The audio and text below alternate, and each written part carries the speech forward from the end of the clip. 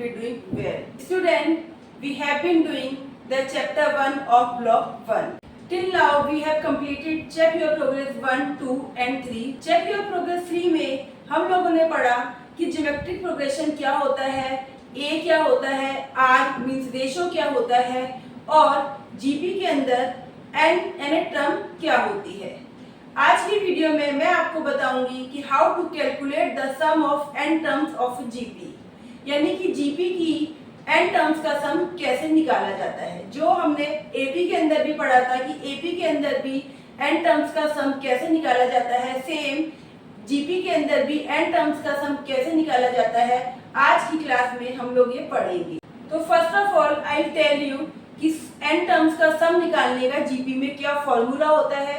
Then हम लोग check your progress 4 start करेंगे, चेक योर प्रोग्रेस 4 के क्वेश्चंस करेंगे और साथ में एग्जांपल भी करेंगे। Let's start. तो स्टूडेंट्स, GP के अंदर n टर्म्स का सम निकालने का फॉर्मूला है कि आपको सबसे पहले क्या चेक करना है, you have to check the value of R कि R कितना निकल कर आया है। R मींस पता है आपको रेशो है ना, तो रेशो कितना निकल कर आया है उसके अकॉर्डिंग हम फॉर्मूले को अप्लाई करेंगे। अगर R की वैल्यू 1 है तो सिंपल फॉर्मूला है sum of n terms equal to n into a, यानी कि जितनी भी टर्म्स दे रखी है उसको आपको a से क्या करना है, मल्टीप्लाई करना है। ये फॉर्मूला कब यूज करना है, when the value of r is 1। अगर r की वैल्यू 1 है यानी रेशो 1 दे रखा है, देन फॉर्मूला होगा आपका and sum of n term equal to n into a, यानी कि n जितनी टर्म्स दे रखी है और उसको मल्टीप्लाई करना है a से। बहुत सिंपल फॉर्मूला है। लेकिन अगर r की वैल्यू 1 नहीं है, यहाँ पे r की वैल्यू 1 थी, अगर r की वैल्यू 1 नहीं है, अगर 1 है तो आपको सिंपल ये फॉर्मूला अप्लाई कर देना है। लेकिन अगर r की वैल्यू 1 नहीं है, then we have to check कि r की वैल्यू 1 से छोटी है कि 1 से बड़ी है। अगर 1 नहीं है तो ऑब्वियसली या तो 1 से छोटी होगी या 1 से बड़ी होगी। तो दो कंडीशन होती है। अगर r की वैल्यू 1 नहीं है तो firstly we have to check कि r की वैल्यू 1 से छोटी है कि r की वैल्यू 1 से बड़ी है। अगर r की वैल्यू 1 से छोटी है तो फॉर्मूला होगा a मल्टीप्लाई 1 माइनस r की पावर n अपॉन में 1 माइनस r। और अगर r की वैल्यू 1 से बड़ी है तो ये फॉर्मूला हो जाएगा a ब्रैकेट में r की power n minus 1 bracket close upon में r माइनस 1। यानी डिफरेंस क्या है कि अगर r की वैल्यू 1 से छोटी है तो r पीछे की साइड हो जाएगा, 1 पहले हो जाएगा, 1 माइनस r हो जाएगा। और अगर r की वैल्यू बड़ी है तो r माइनस 1 हो जाएगा, r आगे आएगा और 1 पीछे हो जाएगा। तो जब भी आप ज्योमेट्रिक प्रोग्रेशन में सम ऑफ n टर्म्स निकालेंगे तो फर्स्टली आपको चेक करना है कि r की वैल्यू क्या है। अगर r की वैल्यू 1 है तो आप ये फॉर्मूला अप्लाई करेंगे। अगर r की वैल्यू 1 नहीं है तो हमें चेक करना है कि लेस देन है 1 से या ग्रेटर देन है। तो अगर लेस देन है तो ये ऊपर वाला फॉर्मूला यूज करेंगे, अगर ग्रेटर देन है तो ये वाला फॉर्मूला यूज करेंगे। तो क्वेश्चन को सॉल्व करने से पहले सबसे पहले क्या चेक करना है कि r की वैल्यू क्या है क्वेश्चन के अकॉर्डिंग, उसी के according we have to apply the formula. तो चलिए अब चेक योर प्रोग्रेस 4 का मैं आपको क्वेश्चन नंबर 1 करवा रही हूँ। तो स्टूडेंट, क्वेश्चन नंबर 1 में चेक योर प्रोग्रेस 4 के क्वेश्चन नंबर 1 में क्वेश्चन है find the sum of 10 terms and n terms of GP। आपको एक ज्योमेट्रिक प्रोग्रेशन दे रही है तो सबसे पहले हम क्या निकालते हैं, a देखते हैं a क्या है। क्वेश्चन में a क्या है, a मतलब फर्स्ट टर्म, तो फर्स्ट टर्म क्या है आपकी 1 है। r निकालना है, r के लिए क्या करना है कि सेकंड टर्म अपॉन में फर्स्ट टर्म कर दीजिए या थर्ड टर्म अपॉन में सेकंड टर्म, यानी कि आगे वाली टर्म अपॉन में पीछे वाली टर्म। तो अगर मैं 2/3 अपॉन में 1 करती हूँ तो 1 को क्या लिख सकते हैं, 1 अपॉन में 1, तो ये क्या हो जाएगा 2/3 रहेगा, है ना। 1 अपॉन में 1 तो 1 ही रहा, तो 2/3 रहा। एक और करके देख लेते हैं, 4/9 अपॉन में 2/3, थर्ड टर्म अपॉन में सेकंड टर्म, ये भी करके देख लेते हैं। तो जब इसको सॉल्व करा तो 4/9 ये 2/3 ऊपर जाके क्या हो गया, रिवर्स भी हो गया, 3/2 हो गया, तो ये कैंसिल हो गया, 2 2 जा 4, 3 3 जा 9, यानी ये क्या आ गया 2/3 आ गया, यानी आर की वैल्यू क्या आ गई है बेटा 2/3 आ गई है ना। तो आर की वैल्यू क्या निकल कर आई है 2/3 आई है। इसको मैं रख कर रही हूँ, आर की वैल्यू 2/3 निकल कर आई है। तो अब 2/3 जो है वो 1 से छोटा है कि बड़ा है, 2/3 जो है वो 1 से छोटा है। आप डिवाइड करके देख लीजिए ना, 2/3 सॉरी डिवाइडेड बाय 3, तो ये क्या हो गया, सॉल्व करने के लिए यहाँ पॉइंट लगाया, ये 0 हो गया, 3 6 जा 80, तो ये क्या आ रहा है 0.6 आ रहा है, 0.6, यानी कि 1 से क्या है छोटा है ये, है ना, यानी r की वैल्यू क्या है 1 से लेस देन है। अगर सबसे पहले r की वैल्यू 1 है, नहीं 1 तो है ही नहीं, वैल्यू तो 2/3 है, अब 1 नहीं है तो आपको क्या चेक करना है कि r की वैल्यू 1 से छोटी है कि बड़ी है। तो r की वैल्यू 1 से क्या है लेस देन है, 1 से लेस देन है, तो क्या फॉर्मूला लगेगा Sn सम कितनी टर्म, फॉर्मूला क्या है Sn equal to a 1 minus r की पावर n अपॉन में 1 माइनस r अपॉन में 1 माइनस r, ये फॉर्मूला है। तो फॉर्मूला लिख दिया, अब वैल्यूज पुट कर देते हैं। Sn सम निकालना है, तो n कितनी टर्म्स का सम निकालना है 10 टर्म्स का निकालना है, तो n की वैल्यू 10 हो गई, a की वैल्यू 1 है, ब्रैकेट में 1 माइनस r 2/3 हमने कैलकुलेट करा था, और उसकी पावर n का मतलब क्या हो गया 10 अपॉन में 1 माइनस 2/3। ठीक है बेटा, a की वैल्यू 1 है, 1 माइनस r की वैल्यू क्या है 2/3 है, पावर n का मतलब n कितना गिवन है 10 गिवन है, अपॉन में 1 माइनस r, तो r की वैल्यू मैंने पुट कर दी। अब आपको क्या करना है, इसको जस्ट सॉल्व करना है। तो अगर मैं इसको सॉल्व करती हूँ तो 1 माइनस 2/3 की पावर 10, अब नीचे वाले को सॉल्व करा 1 माइनस 2/3, तो इसको सॉल्व करेंगे बेटा, अगर 1 माइनस 2/3 को सॉल्व करेंगे तो एलसीएम लिया 3, इसके नीचे क्या है 1 है, तो 1 को 3 से करा 3 1 जा 3 आ गया, यहाँ पे तो 2 ही आएगा क्योंकि नीचे एलसीएम वैल्यू सेम है, तो 3 में से 2 गए तो 1, यानी कि सॉल्व करने पे क्या आया 1/3 आया है ना, सॉल्व करने पे क्या आया 1/3 आया है। तो अब ये 1/3 है, इसे ऊपर लेके जाएंगे तो वैल्यू क्या होती है चेंज हो जाती है, रिवर्स हो जाती है, तो वैल्यू रिवर्स हो गई, यानी ये क्या हो गया 3 अपॉन में 1 इंटू 1 ब्रैकेट में 1 माइनस 2/3 की पावर 10। तो ये क्या हो गया, ये 3 रहा, 3 1 जा 3, और ये हो गया 1 माइनस 2/3 की पावर 10। ये लीजिए, अब आप इसको फर्दर सॉल्व करना चाहते हैं, 2/3 की पावर 10 है, ये 10 टाइम्स मल्टीप्लाई करिए 2 को और 3 को आपस में, देन जो आंसर आएगा कि 1 के साथ उसको एलसीएम लेके 1 के साथ सब्ट्रैक्शन करिए, फिर उसके बाद 3 के साथ मल्टीप्लाई करिए। तो अगर आप कर सकते हैं तो करिए, लेकिन अगर पावर सपोज 10 से भी बड़ी है, 16 है 18 है, तो बहुत टाइम लगेगा, तो आप इसको यहाँ पर भी अगर छोड़ देते हैं तो आपका आंसर करेक्ट है, यानी कि आपका क्या आ गया आंसर आ गया। अगर पावर छोटी है तो सॉल्व कर लीजिए, अगर पावर 2 है, इनकी वैल्यू 2 है 4 है 6 है तो आप कर सकते हैं, लेकिन अगर पावर बड़ी है, ठीक है 16 है 14 है 40 है, तो आप इसको यहाँ पर भी छोड़ देंगे तो आपका आंसर करेक्ट है। तो ये बेटा क्वेश्चन नंबर 1 का ये क्वेश्चन पूछा था सम ऑफ n टर्म, तो sum of n terms sorry sum of 10 terms 10 terms का सम निकाल दिया, S10 निकाला हमने, आंसर निकलकर आपका ये आ गया है। अब क्वेश्चन में बोला है n टर्म्स का भी सम निकालिए, ठीक है, यानी कि अगर मैं इसको रख कर रही हूँ, ये तो आपने 10 टर्म्स का सम निकाला था, n की वैल्यू 10 थी तो इसको हमने सॉल्व करा।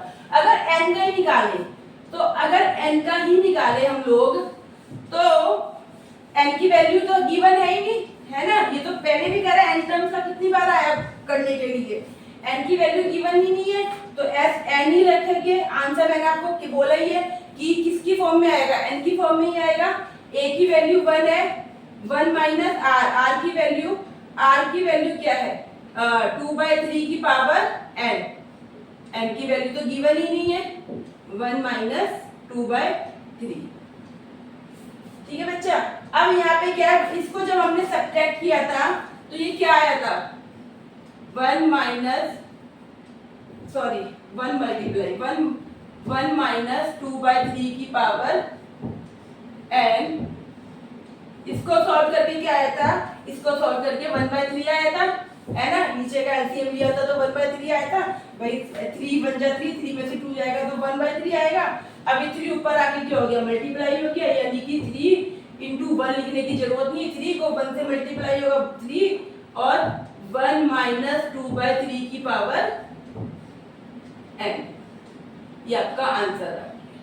क्योंकि n की वैल्यू गिवन नहीं है तो आंसर जो है वो n की फॉर्म में ही आएगा।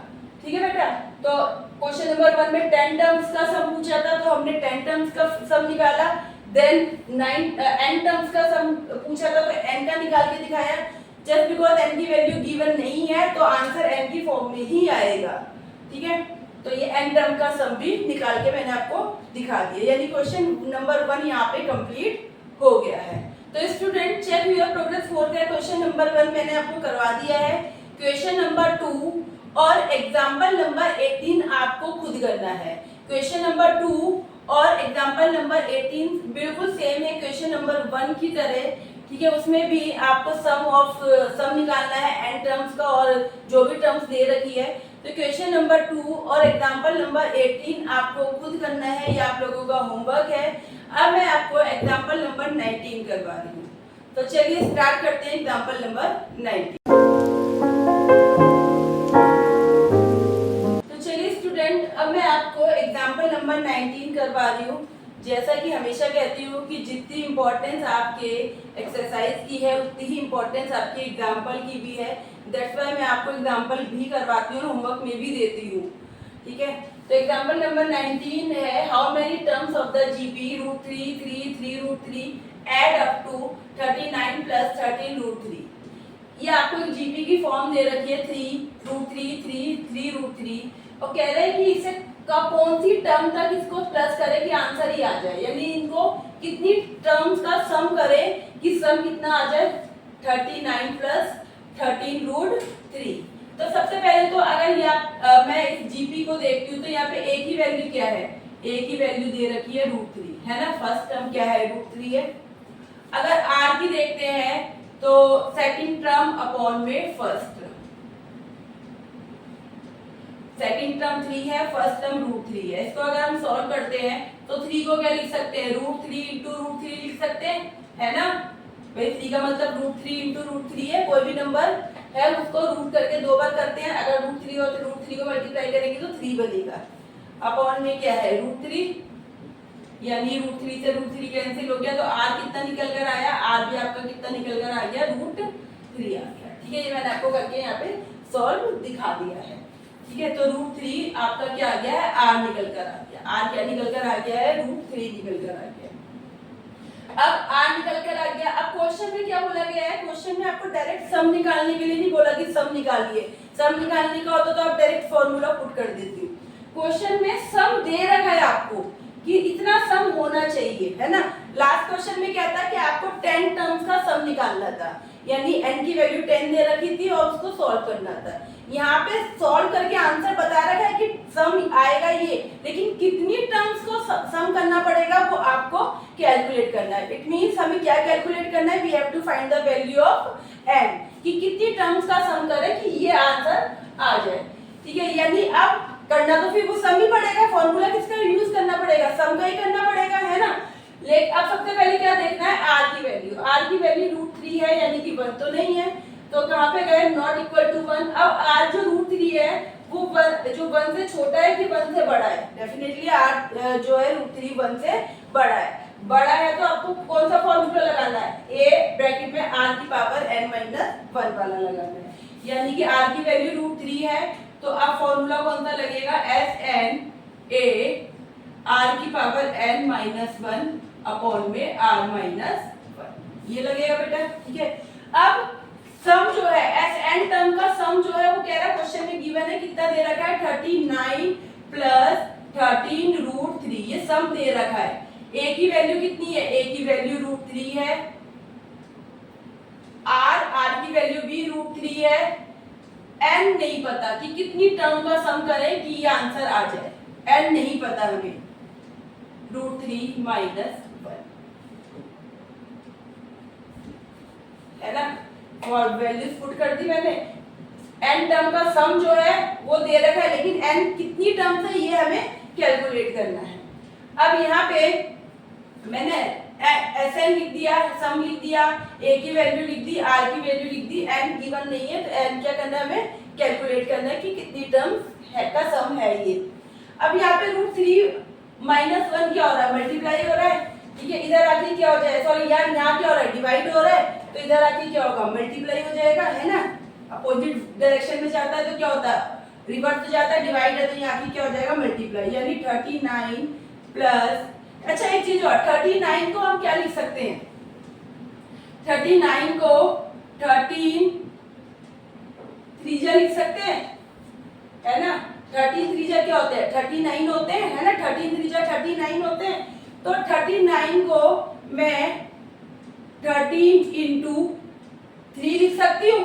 अब 3 को भी क्या लिख सकती हूँ, 3 को भी √3 इंटू √3 लिख सकती हूँ। अभी तो बताया था यहाँ पे कि 3 को क्या लिख सकते हैं, √3 इंटू √3 लिख सकते हैं, प्लस थोड़ा नीचे करके लिख देती हूँ, 13 को लिखा 39 को लिखा 13 इंटू √3 इंटू √3 प्लस 13 √3, ठीक है। अब इसको यही रखते हैं, √3 की पावर n माइनस 1 √3 माइनस 1, इसको भी यही रखते हैं, पहले इसको सॉल्व कर देते हैं।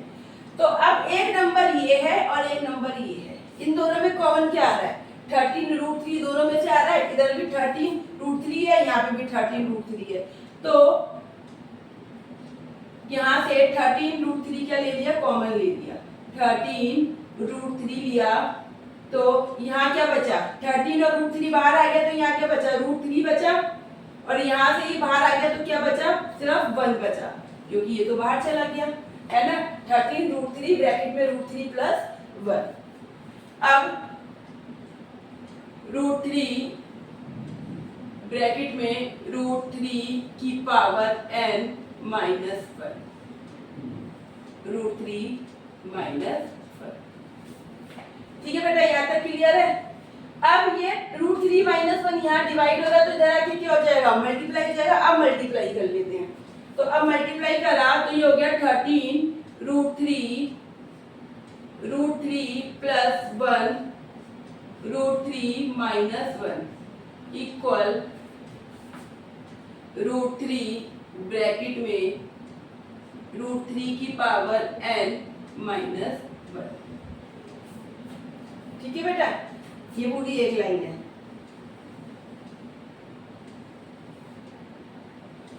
ये पूरा एक है, यानी कि 13 √3 ब्रैकेट में √3 प्लस 1 था, ये इधर आके क्या हो गया, मल्टीप्लाई हो गया, और ये लाइन एडजेक्टिव मैंने यहाँ पे लिख दी है, ठीक है। अब ऊपर का मैं रफ कर रही हूँ, ठीक है, ऊपर का मैं यहाँ रफ कर रही हूँ, a की वैल्यू और r की वैल्यू पता ही है, बस अब मैं रफ कर रही हूँ।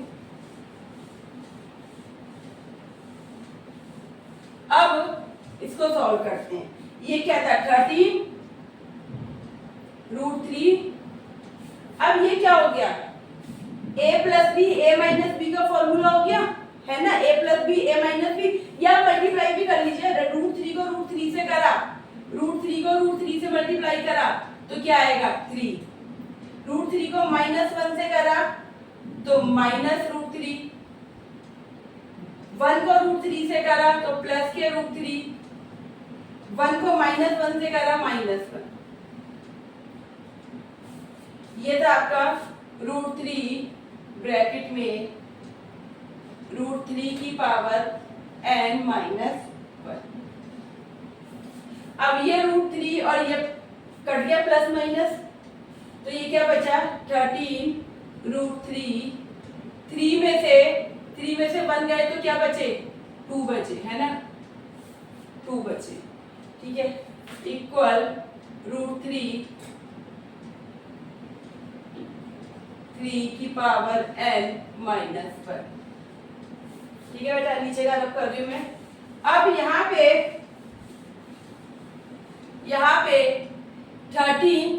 13 को 2 से मल्टीप्लाई करा तो कितना आ गया, 26 √3 मल्टीप्लाई कर दिया। अब ये जो √3 है पूरे से क्या हो रही है, मल्टीप्लाई हो रही है, इधर आके क्या हो जाएगा, डिवाइड हो जाएगा, यानी कि हो जाएगा, अपॉन में आ जाएगा। तो यहाँ पे बचा √3 की पावर n माइनस 1। ठीक है, अब यहाँ पे √3 और √3 कैंसिल होगा, ये क्या बचा 26। ये -1 है तो इधर आके क्या हो जाएगा +1, यानी √3 की पावर क्या हो गया n हो गया। तो ये क्या हो गया 27 इक्वल टू √3 की पावर n। ठीक है बच्चे, क्लियर है। 26 प्लस 1 कितने हो गए 27, √3 की पावर क्या है n चल ही रहा है यहाँ पे। अब 27 को हम क्या लिख सकते हैं, 27 का मतलब 3 इंटू 3 इंटू 3 लिख सकते हैं हम, है ना। 3 इंटू 3 इंटू 3 लिख सकते हैं। 3 3 जा 9, 9 3 जा 27। अब इस 3 को क्या लिख सकते हैं, इस 3 को √3 इंटू √3 लिख सकते हैं। यानी 3 को तो अभी तो मैंने बताया कितनी बार कि 3 है तो √3 इंटू √3 लिख सकते हैं। 2 होता तो √2 इंटू √2 लिख सकते हैं। 6 होता तो √6 इंटू √6। ठीक है, तो अब यानी कि इस 3 की जगह 2 बार, इसकी जगह 2 बार, इसकी जगह 2 बार, यानी कि √3 कितनी बार आएगा टोटल देखे तो 6 टाइम आएगा, है ना भाई। इस 1 2 3 ये 3 है, इस एक के लिए 2 बार, इस एक के लिए 2 बार, इस एक के लिए, यानी अगर मैं √3 की पावर √3 में क्यों कन्वर्ट कर रही हूँ मैं, क्योंकि यहाँ पे भी √3 है ना, इसलिए मैं इसे √3 के अंदर कन्वर्ट कर रही हूँ। तो √3 में तो √3 को कितनी बार मल्टीप्लाई करेंगे कि 27 आएगा, 6 टाइम करेंगे, है ना। √3 इंटू √3 मतलब 3, है ना। तो 3 को 3 टाइम्स करेंगे तो 27 आएगा, यानी √3 को कितनी बार करना पड़ेगा 6 टाइम। तो √3 की पावर 6 लिख दिया, √3 की पावर n। तो अब बताइए यहाँ से आपको क्या n की वैल्यू पता नहीं लग रही, इसका मतलब n की वैल्यू क्या है, यहाँ पे √3 यहाँ पे n इक्वल टू कितना आ गया, तो यहाँ से n की वैल्यू कितनी आ गई 6, n की वैल्यू कितनी आ गई 6, क्योंकि ये देखिए ना √3 और √3 तो सेम कर दी मैंने, तो इसका मतलब n की वैल्यू यहाँ पर क्या है 6 है, इक्वल का साइन है, तो n की वैल्यू कितनी है यहाँ पर 6 है ना। तो n की वैल्यू 6 आ गई, यानी कि कितनी टर्म्स को सम करेंगे तो ये आंसर आएगा। तो n की वैल्यू 6, यानी कि 6 टर्म इस ऐसी 6 1 2 3 ऐसी 6 टर्म्स का सम करेंगे तो आंसर क्या आएगा 39 प्लस 13 √3। ठीक है, फिर से बोल रही हूँ, ऐसे कितनी टर्म्स का सम करने पर आएगा 6 टर्म्स का सम करने पे ये क्वेश्चन आएगा। बहुत अच्छा क्वेश्चन है, इंपॉर्टेंट क्वेश्चन है ये। ठीक है, एग्जाम में आया हुआ क्वेश्चन है ये, तो अच्छा क्वेश्चन है। एंड आपको सम पूछा है कि कितनी टर्म का सम करने पे ये आंसर आएगा, तो टर्म्स पूछी गई है, तो टर्म्स निकाली है कितनी 6, यानी 6 टर्म का, यानी आगे 1 2 3 आगे 4 5 6 आगे 3 टर्म और होंगी, उन सब का सम करने पे आपका आंसर क्या होगा 39 प्लस 13 √3 आएगा। तो बेटा यहाँ पे एग्जाम्पल नंबर 19 कंप्लीट हो गया है। फिर से बोलूंगी कि बहुत अच्छा क्वेश्चन है, इंपॉर्टेंट क्वेश्चन है।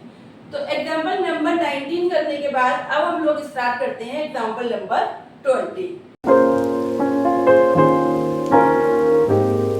तो students, now we will start the example number 20। बहुत अच्छा क्वेश्चन है, इंपॉर्टेंट क्वेश्चन है। ठीक है, इंपॉर्टेंट क्वेश्चन है ये। Find the sum of n term of series 9 plus 99 plus 999 and so on, यानी कि n टर्म्स का निकालना है तो चलता रहेगा 4 टाइम 9 फिर 5 टाइम, इस तरीके से इसका सम निकालना है। तो देखने में तो बड़ा सिंपल सा लग रहा है कि मैम सम दे रखा है तो a की वैल्यू निकालते हैं, then find the value of r और उसके अकॉर्डिंग वैल्यू फॉर्मूला हम लोग पुट कर देंगे। ठीक है, तो चलिए बेटा, अगर हम यहाँ पे a की वैल्यू निकालते हैं, a कितना है 9, अगर r देखते हैं तो सेकंड टर्म अपॉन में फर्स्ट टर्म, यानी ये क्या आ गया 11 आ गया। अगर थर्ड टर्म को रख के देखते हैं 9 9 9, तो तब तो ये 11 नहीं आ रहा है ना, तब तो ये 11 नहीं आ रहा। 99 को करा 1, ये तो फिर हो गया, गलत हो गया, है ना। मतलब आप 999 को 99 से आप डिवाइड करिए तो आपका 11 नहीं आएगा। तो इसका मतलब रेशो तो अलग अलग है। इसका मतलब क्या हो गया कि ये जीपी की फॉर्म में तो है ही नहीं। ठीक है, ये तो ज्योमेट्रिक प्रोग्रेशन है ही नहीं, ये जीपी है ही नहीं। ये आपको सीरीज तो दे रखी है बट ये जीपी की फॉर्म में नहीं है। हर बार रेशो जो है वो सेम नहीं है, हर बार रेशो अलग अलग आ रहा है। टर्म अपॉन में फर्स्ट टर्म रखी है, थर्ड टर्म अपॉन में सेकंड टर्म रखी है, लेकिन आप देखिए कि रेशो क्या है, रेशो हर बार क्या है, डिफर कर रहा है। ठीक है, यानी कि भाई ये तो जीपी की फॉर्म में है ही नहीं। अब जीपी की फॉर्म में नहीं है तो how can you use this formula to find the sum of N terms, है ना। भाई आप ये फॉर्मूला तो यूज ही नहीं कर सकते ना, क्योंकि जीपी, ये फॉर्मूला तो जीपी का है और ये जीपी है ही नहीं, ये तो ज्योमेट्रिक प्रोग्रेशन है ही नहीं। ठीक है, तो अब इसे हमें क्या करना पड़ेगा, हमें इसे अब जीपी की फॉर्म में कन्वर्ट करना पड़ेगा। सम तो निकालना है क्योंकि क्वेश्चन में बोला है, तो it means we have to find the sum निकालना है, बट अब इसे क्या करना पड़ेगा, जीपी की फॉर्म में हमें इसे कन्वर्ट करना पड़ेगा। तो अगर मैं 9 को देखूं तो 9 को क्या लिख सकते हैं, 10 - 1 लिख सकते हैं। ऐसे ही 99 को 100 - 1, 999 को 1000 - 1, है ना। 999 को 1000 - 1 करेंगे तो लिख सकते हैं। तो इसके अकॉर्डिंग अगर मैं फॉर्मूला बनाती हूँ, सीरीज बनाती हूँ, तो ये आपका सीरीज सम का ही हो जाएगा। 9 को लिख दिया 10 - 1 प्लस 99 को 100 - 1, 100 का मतलब क्या हो गया, 10 की स्क्वायर - 1 प्लस 999 की जगह 1000 - 1, 1000 को क्या लिख सकती हूँ, 10 की पावर 3 - 1। इस तरीके से n टर्म तक चल रहा है, इसका मतलब ये क्या हो गया, 10 की पावर n - 1, है ना। भाई 9 का मतलब 10, 99 का 100 - 1 करना था तो 100 की जगह 10 की स्क्वायर लिख दिया, यहाँ पे 1000 की जगह 10 की क्यूब लिख दिया। इस तरीके से हर बार 10 की क्या बढ़ रही है, पावर बढ़ रही है, तो क्योंकि n टर्म्स बोला है, इसका मतलब 10 की पावर n तक ही जाएगा, है ना। n कितनी हो सकती है तो हमें पता नहीं, तो n तक हमने ये इसको जीपी की फॉर्म में अरेंज करा। अब यहाँ पे जीपी की फॉर्म में अरेंज करा, अब इसको क्या करते हैं, अभी ये हुआ नहीं है, अभी देखिए, अब इसको और आगे सॉल्व करेंगे।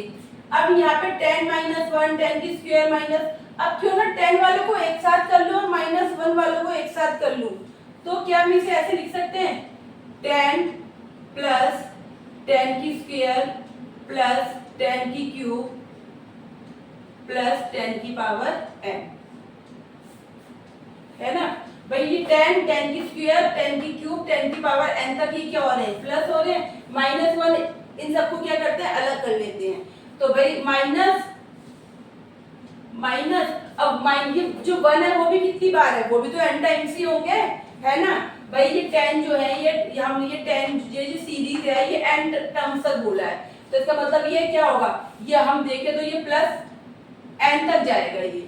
ठीक है, तो इसको मैंने जब इस फॉर्म में चेंज करा, 9 को 10 - 1 करा, तो ये 10 की पावर n तक चलाया, क्योंकि n की फॉर्म n टर्म्स है, तो 1 भी तो अभी n टाइम्स ही होगा, है ना। 1 भी कितनी बार होगा, n टाइम्स ही होगा, -1 सॉरी 1 प्लस 1 प्लस 1, ये भी कितनी बार होगा, n टाइम्स होगा, है ना, n टाइम्स होगा। ये भी 1 प्लस 1 प्लस 1, ये भी कितनी बार होगा, n टाइम्स होगा। जब 10 n टाइम्स है तो 1 भी तो n टाइम्स ही होगा, यानी माइनस है तो माइनस बाहर लगा दिया, सब प्लस 1 को प्लस कर दिया, क्योंकि प्लस ही हो रहा है यहाँ पर, और कितनी टाइम है, n टाइम्स हो रहा है। अब इसको ऐसे लिख दिया, 10 की स्क्वायर प्लस 10 की क्यूब प्लस 10 की पावर n माइनस, अब ये 1 कितनी बार है, n टाइम्स है, तो n लिख दें यहाँ पे। भाई 1 कितनी बार है, n टाइम्स है, तो n ही लिख दे डायरेक्ट यहाँ पे। ठीक है, अब बोलो मैम n क्यों लिख दिया, अगर मैं बोलती ये n, ये 1 जो है 5 टाइम्स है, तो 5 बन जा कितना होता, 5 होता। अगर मैं कहती 1 जो है 100 टाइम्स है, 100 बार है, तो आप कहते हैं इसका मतलब 100 बन जा 100, यानी टोटल कितने हो गए, 100, यानी सम क्या हो गया, 100 हो गया। ऐसे ही ये 1 जो है n टाइम्स है, तो इसका मतलब सम क्या हो गया, n ही हो गया, है ना। भाई 1 जो है 5 टाइम है, तो यदि 1 को 5 बार प्लस करोगे तो 5 ही आएगा, 100 टाइम प्लस करोगे तो 100 ही आएगा, तो मैंने बोला n टाइम्स है, इसका मतलब n ही आएगा। ठीक है, तो आप डायरेक्ट यहाँ पे, मैं डायरेक्ट यहाँ पर भी -n लिख सकती थी कि यहाँ पे 1 कितनी बार है, n टाइम्स है, तो 1 को n से करा तो n आ गया। ठीक है, लेकिन मैंने यहाँ आपको सॉल्व करके दिखा दिया। अब अब ये सीरीज बन गई है। अब देखिए, अब ये सीरीज है, ये माइनस एन अलग हो गया। अगर इसको देखती हूँ तो अब ये सीरीज बन गई किसकी, जीपी की, जीपी की फॉर्म में आ गया। अब ए की वैल्यू क्या है यहाँ पे 10, आर की वैल्यू क्या है 10 की स्क्वायर अपॉन में 10 करेंगे, 10 की स्क्वायर यानी 2 बार 10 अपॉन में 10, तो कितना आएगा 10, 10 की क्यूब अपॉन में 10 की स्क्वायर करोगे तब भी कितना आएगा 10 आएगा, है ना। अब आर हमेशा क्या आ रहा है, सेम आ रहा है, ठीक है। अब आर की वैल्यू क्या आ गई, सेम आ गई। अब आपको क्वेश्चन में क्या बोला निकालने को, सम निकालने को बोला है, सम ऑफ n टर्म्स। तो अब आर की वैल्यू क्या है 10, यानी कि आर की वैल्यू 1 से बड़ी है, तो फॉर्मूला लग गया आपका a r की पावर n माइनस 1 अपॉन में r माइनस 1 का फॉर्मूला लगेगा, ठीक है। अब a की वैल्यू कितनी है 10, r की वैल्यू कितनी है 10 की पावर n माइनस 1, 10 माइनस 1, ठीक है बेटा। ये इसके लिए जीपी के लिए, इसके लिए फॉर्मूला लगा दिया, साथ में क्या है माइनस एन, तो भाई माइनस एन तो यहाँ लिखना पड़ेगा, साथ में माइनस एन भी तो लिखना पड़ेगा, है ना। ये तो मैंने फॉर्मूला बताया है, ये तो मैंने आपको फॉर्मूला बताया कि कौन सा फॉर्मूला लगेगा। ए की वैल्यू 10 है, आर की वैल्यू निकल कर आ गई, तो ये फॉर्मूला अप्लाई करा, तो इस सीरीज पे जीपी पे ये फॉर्मूला लगाया, ए आर की power n minus 1 R minus 1, तो इस पे तो लगा दिया, साथ में माइनस एन है, तो माइनस एन को एज इट इज मैंने यहाँ पे लिख लिया। अब इसको आप सॉल्व कर लीजिए, अब सॉल्व करिए 10 की पावर n माइनस 1 और 10 में से 1 गए तो ये क्या बचा 9 माइनस n, ठीक है। आप इसको इस तरीके से भी लिख सकते हैं 10 अपॉन में 9, ये 9, 10 की power n minus 1 minus n, ये आपका क्या हो गया आंसर हो गया। 10 अपॉन में 9 ब्रैकेट में 10 की पावर n माइनस 1 और माइनस n, ये आपका क्या हो गया बेटा, ये आपका आंसर हो गया, है ना। अब टर्म्स तो बता ही दी ना कितनी टर्म का निकालना है, n टर्म्स है तो आंसर तो n की फॉर्म में ही आएगा, ठीक है बेटा। ये आपका क्वेश्चन कंप्लीट हो गया है। यहाँ पे सम ऑफ n टर्म्स का था तो सम निकल कर आ गया है। तो हमेशा इस बात पे फोकस रखना, ध्यान देना कि जब भी इस तरीके से क्वेश्चन हो कि 9 प्लस 999 999 तो इस तरीके से यहाँ पे आपको देखना है कि जीपी की फॉर्म में है कि नहीं है, और जीपी नहीं है इसलिए हमने इसको क्या करा, इसे जीपी की फॉर्म में कन्वर्ट करा। तो ये कन्वर्ट करने का तरीका है कि 9 था तो 9 को 10 माइनस 1 करके कर लिया।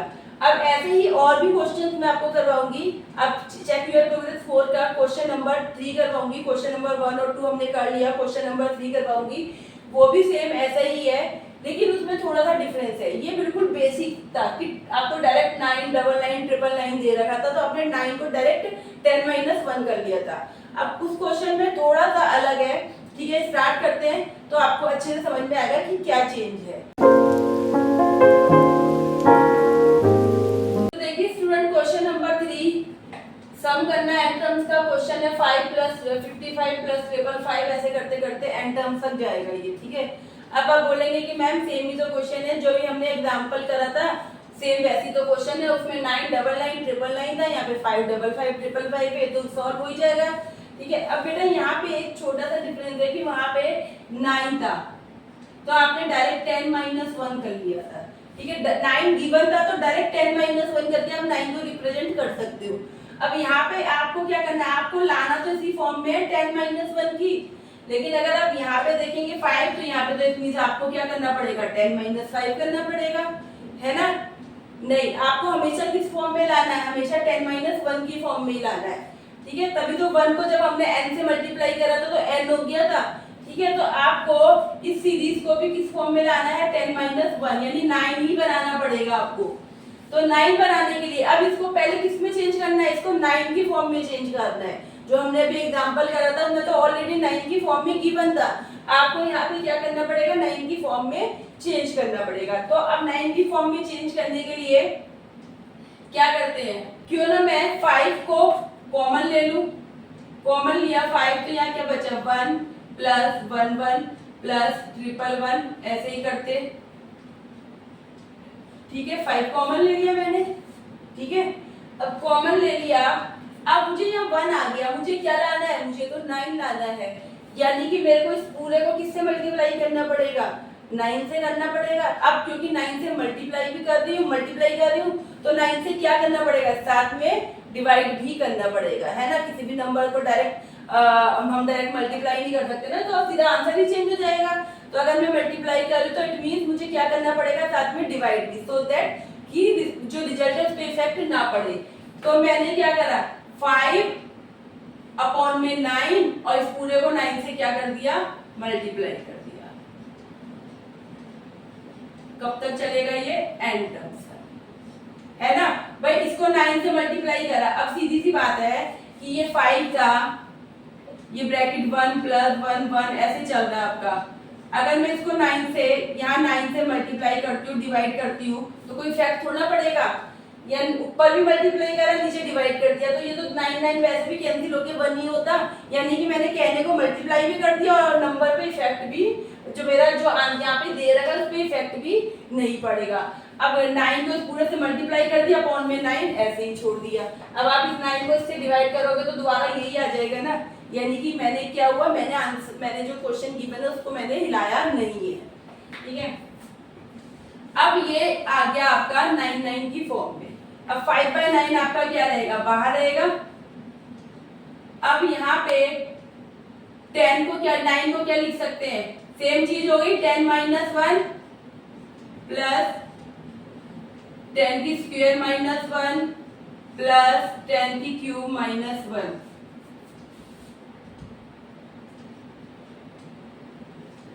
है ना, सेम हो गया।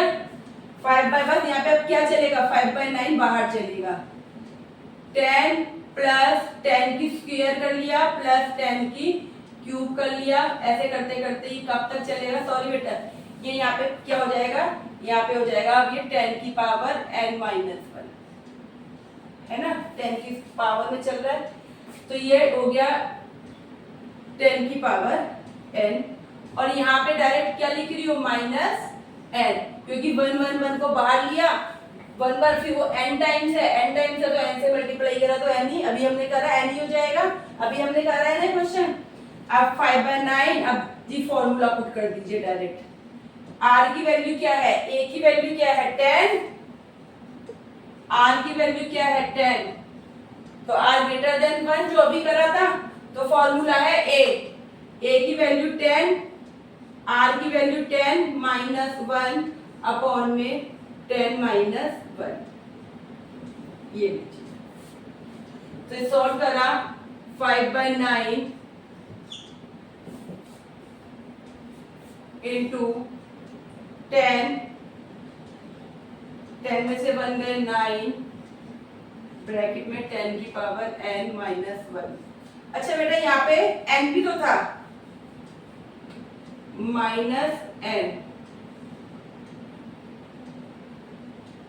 -n भी तो चल रहा है, और साथ में ये क्या हो गया, -n।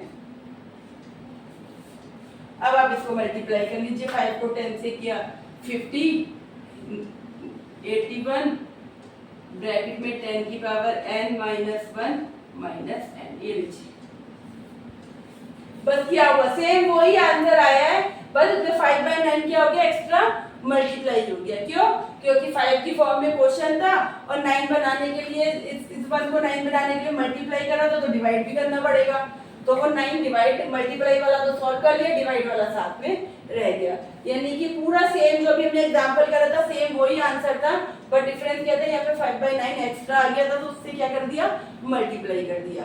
ठीक है बेटा, यानी जो हमने एग्जांपल करा ना वो तरह से बेस हो गया। अगर इस तरीके से क्वेश्चन है तो आपको पहले उस एग्जांपल की फॉर्म में जाना पड़ेगा। यानी एग्जांपल में 9 दे रखा है आपको, वैसे जाके 9 की फॉर्म में जाके इसको 9 की फॉर्म में लाना पड़ेगा आपको। कोई भी क्वेश्चन कुछ भी दे रखा हो, 5 5 5 5 5 या और भी कोई नंबर दे रखा हो, देन आपको उसी एग्जांपल की फॉर्म में लाना पड़ेगा। ठीक है बेटा, तो ये आपका क्वेश्चन नंबर 3 हो गया। अब चलिए करते हैं क्वेश्चन नंबर 4, वो भी बिल्कुल सेम है लेकिन वहां पॉइंट के अंदर है। तो चलिए क्वेश्चन नंबर 4 भी करके देख लेते हैं। तो चलिए स्टूडेंट, अब क्वेश्चन नंबर 4 करते हैं। लिखा है find the sum of n terms of series 0.6 0.66 0.666 and so on. तो अब मैम ये क्वेश्चन भी तो सेम ही है, इसमें क्यों आप इतना मेहनत कर रहे हो?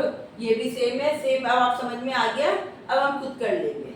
तो चलिए करके देखते हैं। तो सबसे पहले क्या करना था, इसमें से हमें क्या बाहर लेना पड़ेगा? जैसे 5 वाले में से 5 बाहर लिया था, सेम यहाँ पे क्या करते हैं, 6 बाहर ले लेते हैं। तो ये क्या बचा, 0.1, 0.11, 0.111, ऐसे करते करते ये कहाँ तक, एंड तक। यही तो करा था। अरे मैम यही तो करना था। जैसे 5 वाले में से 5 कॉमन लिया था तो क्या हुआ था, वो 1 की फॉर्म में आ गया था। अब उसमें उसके बाद जब 1 की फॉर्म में आया था तो उसे हमने कैसे रिप्रेजेंट किया था, 10 माइनस 1 करके, ठीक है? नहीं सॉरी, फिर उसे क्या किया था, फिर उसे 9 की फॉर्म में करा था।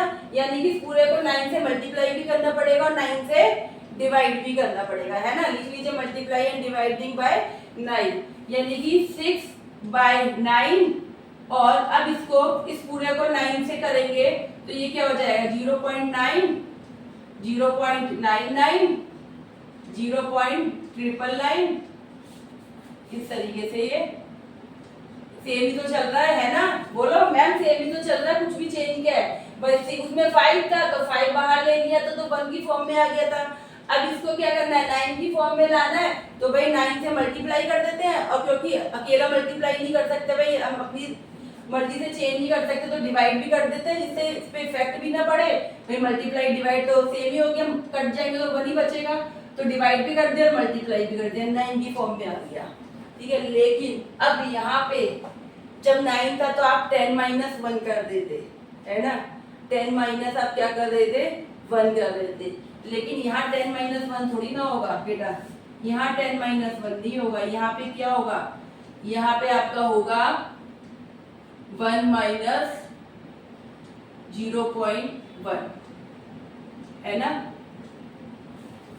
1 माइनस 0.1 ही तो होगा, तभी तो 0.9 आएगा भाई। 1 में से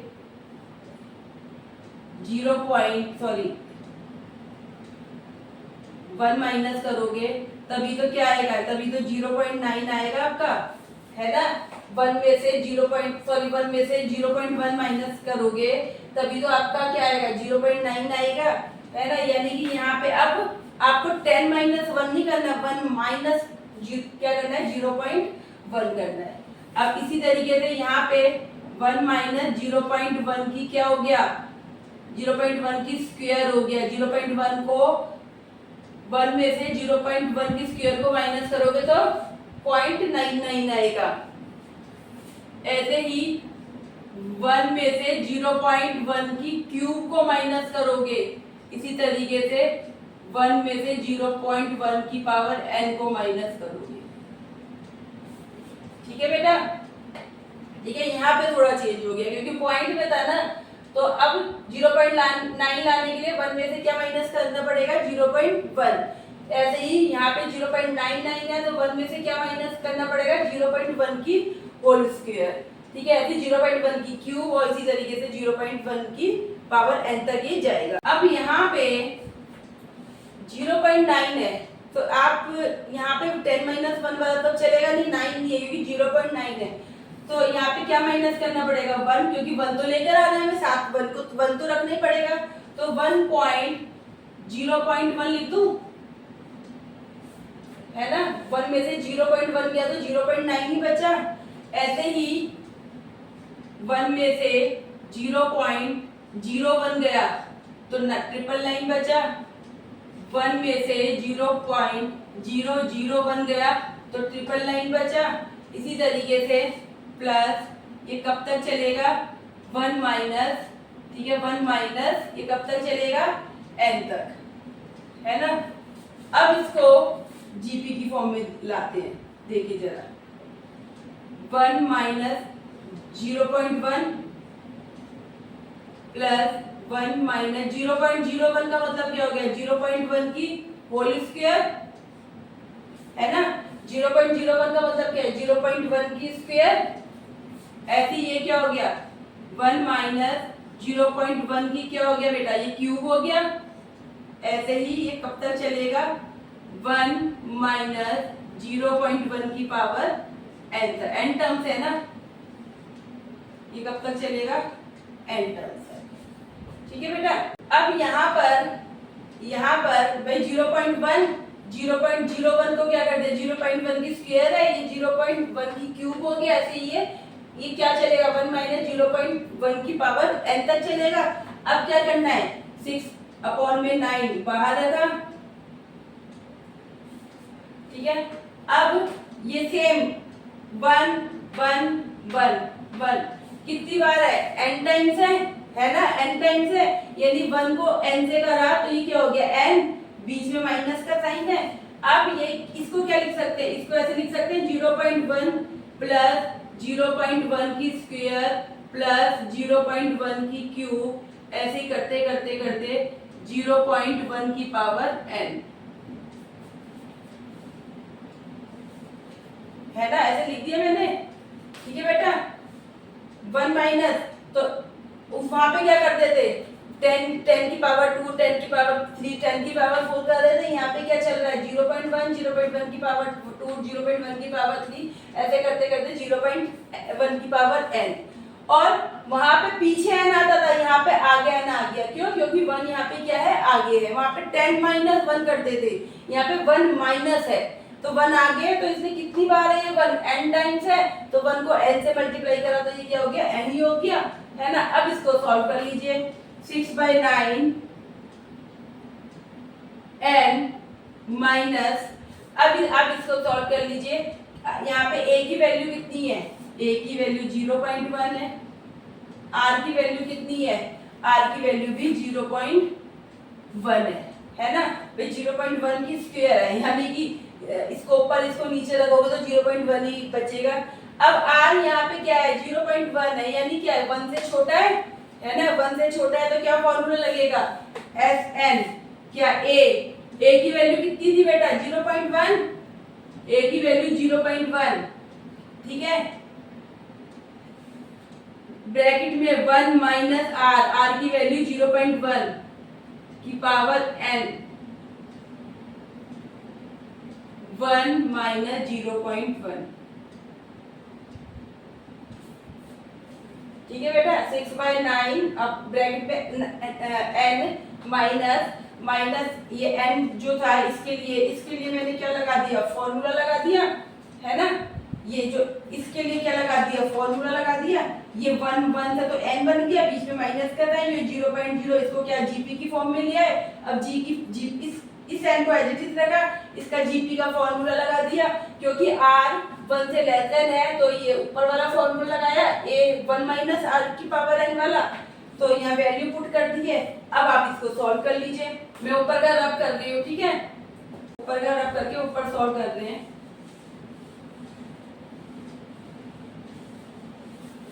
ये था आपका 6/9 ब्रैकेट में n माइनस 0.1, 1 माइनस 0.1 की पावर n अपॉन में 1 में से 0.1 गए तो क्या बचा, 0.9, है ना जी, 0.1 गए तो क्या बचा, 0.9 बचा। अब इसको भी काट लेते हैं, ये 3 से कट जाएगा, 3 2 जा 6, 3 3 जा 9, n माइनस 0.1 को क्या लिख सकते हैं, 0.1 को 1/10 लिख सकते हैं, 1/10, 1 माइनस 0.1 की पावर n, और ब्रैकेट में यहाँ पे क्या था, मल्टीप्लाई बाय 0.9, है ना बेटा। अब यहाँ पे 2/3 ब्रैकेट में n माइनस 10 को 0.9 से करा तो क्या हो जाएगा, 10 को 0.9 से करा तो 9 हो जाएगा, यानी ये क्या हो जाएगा 1/9, 1 माइनस 0.1 की पावर n, और ब्रैकेट क्लोज। ठीक है बेटा, समझ में आ गया ना कि कैसे करा है, कि इसको यहाँ पे पहले 6/9 को 2/3 कर लिया, यहाँ पे 1 में से 0.1 किया माइनस किया था तो 0.9 आया। अब इस 0.1 को क्या लिख सकते हैं, 1/10 लिख सकते हैं, 1/10 को 0.9 से मल्टीप्लाई करा तो क्या हो गया, 1/9 हो गया, सॉरी 1/9 हो गया, और ये 1 माइनस 0.1 की पावर n तो एज इट इज ही रहा। ठीक है बेटा, तो अब यही आपका क्या हो गया, ये आपका आंसर हो गया। इससे आगे तो ये सॉल्व होगा नहीं, है ना। आप इसका एलसीएम भी लेके करोगे तो कोई जरूरत नहीं है, आप इसको यहीं पे छोड़ सकते हैं। यानी ये आपका क्या हो गया, ये आपका आंसर आ गया है। तो देखा आप लोगों ने कि मैंने आपको ऐसे 3 क्वेश्चंस करवाए, एक एग्जांपल करवाया जिसमें 9 था, फिर उसके बाद 5 वाला करवाया, उसके बाद ये पॉइंट वाला करवाया। ठीक है, बहुत इंपॉर्टेंट क्वेश्चन है बेटा ये तीनों ही। ठीक है, तो आप अपने माइंड में सेट कर लीजिए कि अगर सिंपल नंबर दे रखे हैं लाइक 5, 55, 555, तो आपको उसको किस फॉर्म में चेंज करना है, सबसे पहले आपको उसको 99 की फॉर्म में लेकर आना है। लेकिन अगर डेसिमल वाले क्वेश्चन है तो उसमें देखिए थोड़ा सा चेंज हो जाएगा। 99 की फॉर्म में क्या था, 1 पीछे चला गया था क्योंकि आपने 10 - 1 किया था। लेकिन पॉइंट वाले के अंदर 1 क्या हो गया, 1 यहाँ पे आगे आ गया था, है ना। तो बस यही थोड़ा सा डिफरेंस है। बाकी मैंने आप लोगों को ये तीनों क्वेश्चन करवा दिए, फिर से बोल रही हूँ बहुत इंपॉर्टेंट है, इसलिए मैंने एग्जाम्पल भी करवाया और साथ में चेक योर प्रोग्रेस 4 के दोनों क्वेश्चंस भी करवाए 3 और 4 आपको। ठीक है, तो इनको बहुत अच्छे से कर लेना। तो स्टूडेंट अब मैं आपको एग्जाम्पल नंबर 21 करवा रही हूँ जो पेज नंबर 19 के ऊपर दे रखा है। The question is sum of 3 number in GP 38। कह रहा है कि 3 नंबर का सम जीपी के अंदर क्या है, 38 है, and the product of 3 number in GP is 1728। 3 number को जीपी के अंदर 3 नंबर का सम जो है वो 38 है, और उनको अगर प्रोडक्ट करते हैं, मल्टीप्लाई करते हैं, then the answer will be 1728। तो फाइंड द नंबर्स। तो हमें क्या निकालना है बेटा, हमें नंबर्स निकालने हैं, यानी कि वो नंबर्स क्या है जीपी की फॉर्म में, जिनको अगर हम प्लस करें then we will get the answer 38, और अगर हम उनको मल्टीप्लाई करें देन द आंसर क्या होगा आपका 1728। तो सबसे पहले तो अब हमें नंबर्स निकालने हैं, तो हम लेट कर लेते हैं, लेट द 3 नंबर्स बी। अब 3 नंबर मान लेते हैं कि क्या होंगे। अब जैसे कि मैंने आपको पहले बताया है कि जीपी की फॉर्म में हम कैसे लिखते हैं, हम लिखते हैं ए आर की स्क्वायर ए आर की क्यूब। यानी एवरी टाइम क्या होता है, आर गेट मल्टीप्लाई, है ना, आर मल्टीप्लाई होता जाता है। यहाँ पे ए था, आर से मल्टीप्लाई करा, देन ए आर, फिर ए आर को अगेन ए आर से मल्टीप्लाई करा, आर की स्क्वायर हो गया, देन ए आर की स्क्वायर को फिर आर से मल्टीप्लाई करा, देन ए आर की क्यूब हो गया, ऐसे ए आर की पावर 4 होगा, देन ए आर की पावर 5 होगा। ठीक है, इस तरीके से ये कंटिन्यू होता जाएगा। यानी कि जीपी की ये फॉर्म होती है, इस तरीके से रिप्रेजेंट करते हैं हम जीपी में। तो अगर हमें 3 नंबर लेने हैं तो मैं ए आर और ए आर की स्क्वायर ले लूं, ऐसे ही होंगे नंबर, है ना, इसी फॉर्म में तो होंगे नंबर। तो क्यों ना मैं नंबर ए आर और ए आर की स्क्वायर ले लूं 3 नंबर। ठीक है, आप ये नंबर भी ले सकते हो आप, लेकिन इसके अलावा आप इस तरीके से भी तो ले सकते हो। अब मैं आपसे पूछती हूँ, अगर आपका ये ए आर है, ये ए है, तो इससे पहले वाला नंबर क्या होगा। अगर ये ए आर की क्यूब है, इससे पहले वाला नंबर ए आर की स्क्वायर है, फिर ए आर है, फिर आर है, यानी हर बार आर को मल्टीप्लाई कर रहे हैं तो अगला नंबर आ रहा है, यानी हर बार आर बढ़ता जा रहा है। तो अगर मैं पूछूं कि ए से पहले वाला नंबर क्या होगा जीपी की फॉर्म में, तो भाई वो क्या होगा, ए आर होगा, ए अपॉन में आर होगा, है ना, ए अपॉन में आर होगा। भाई ए अपॉन में आर को आर से मल्टीप्लाई करेंगे तो ए निकल कर आ जाएगा ना। अब बेटा ए अपॉन में आर है, अगला नंबर कैसे निकल रहा है, आर से मल्टीप्लाई करने पे। तो मैंने ए अपॉन में आर को आर से मल्टीप्लाई करा तो क्या निकल कर आ गया, अगला नंबर क्या निकल कर आ गया, ए निकल कर आ गया। इट मींस ए से अगर जीपी की फॉर्म में पूछूं कि इससे पहले कौन सा नंबर होगा, then the number will be A upon में आर होगा। यानी कि अगर मैं इस जीपी को देखूं तो इसको मैं इस तरीके से भी रिप्रेजेंट कर सकती हूँ, ए अपॉन में आर, ए अपॉन में आर, फिर ए आर की स्क्वायर, ए आर की क्यूब। ठीक है, अब यानी कि मैं 3 नंबर मुझे लेने हैं तो मैं ये 3 नंबर ले सकती हूँ, ए अपॉन में आर, ए और ए आर। ठीक है, लेने को तो मैं ये वाले भी ले सकती हूँ, लेकिन इसमें क्या होगा, ए अपॉन में आर और ए आर लेने से थोड़ी कैलकुलेशन क्या होगी, इजी हो जाएगी, क्योंकि ए अपॉन में आर और ए आर, अब अगर अभी 3 नंबर लोगे तो यहाँ पे आर डिवाइड में, यहाँ पे मल्टीप्लाई में, तो कैंसिलेशन में क्या होगा, इजी हो जाएगा, है ना। लेने को आप यहाँ से भी ले सकते हो ए, फिर ए आर की स्क्वायर, लेकिन उसमें थोड़ी सी कैलकुलेशन थोड़ी सी ज्यादा हो जाएगी। तो कैलकुलेशन को इजी करने के लिए भाई है तो ये सेम ही ना, है तो जीपी की फॉर्म में ही ना। ये ए के बाद के 2 नंबर लेने के बजाय मैंने ए से पहले का भी एक नंबर ले लिया, सो दैट मेरी कैलकुलेशन थोड़ी सी इजी हो जाए। तो मैंने 3 नंबर क्या लिए, मैंने 3 नंबर ले लिए ए अपॉन में आर, ए और ए आर। यानी फर्स्ट नंबर ए अपॉन में आर है, इसको आर से मल्टीप्लाई करेंगे then we will get A, और फिर ए को आर से करेंगे तो ए आर। यानी ये 3 नंबर मैंने ले लिए। अब क्वेश्चन में क्या दे रखा था कि इन जीपी के 3 नंबर का सम, यानी ए अपॉन में R plus A R equal to कितना दे रखा है 38। ये आपके क्वेश्चन में गिवन है ना बेटा, ये क्वेश्चन भी क्या है, ये आपके गिवन है। ऐसे ही प्रोडक्ट क्या बोल रखा है इन तीनों नंबर का, ए अपॉन में आर मल्टीप्लाई ए आर, कितना दे रखा है 1728 दे रखा है। ये भी गिवन है, ये भी क्वेश्चन में गिवन है। अगर मैं यहाँ पे इस सेकंड वाले को देखती हूँ तो यहाँ पे a अपॉन में r मल्टीप्लाई ए आर, तो यहाँ पे r से कैंसिल हो रहा है क्योंकि ये मल्टीप्लाई हो रहा है, तो मल्टीप्लाई में तो कट सकता है, तो मैंने r को r से कैंसिल कर दिया। तो यहाँ पे 1 2 3, एक कितने टाइम बचा है, कितने बार है, 3 बार, यानी ये क्या हो गया, a की क्यूब हो गया। a की क्यूब इक्वल टू 1728, a की क्यूब क्या हो गया 1728, r से r कैंसिल हो गया, ठीक है, a की क्यूब हो गया 1728, ठीक है।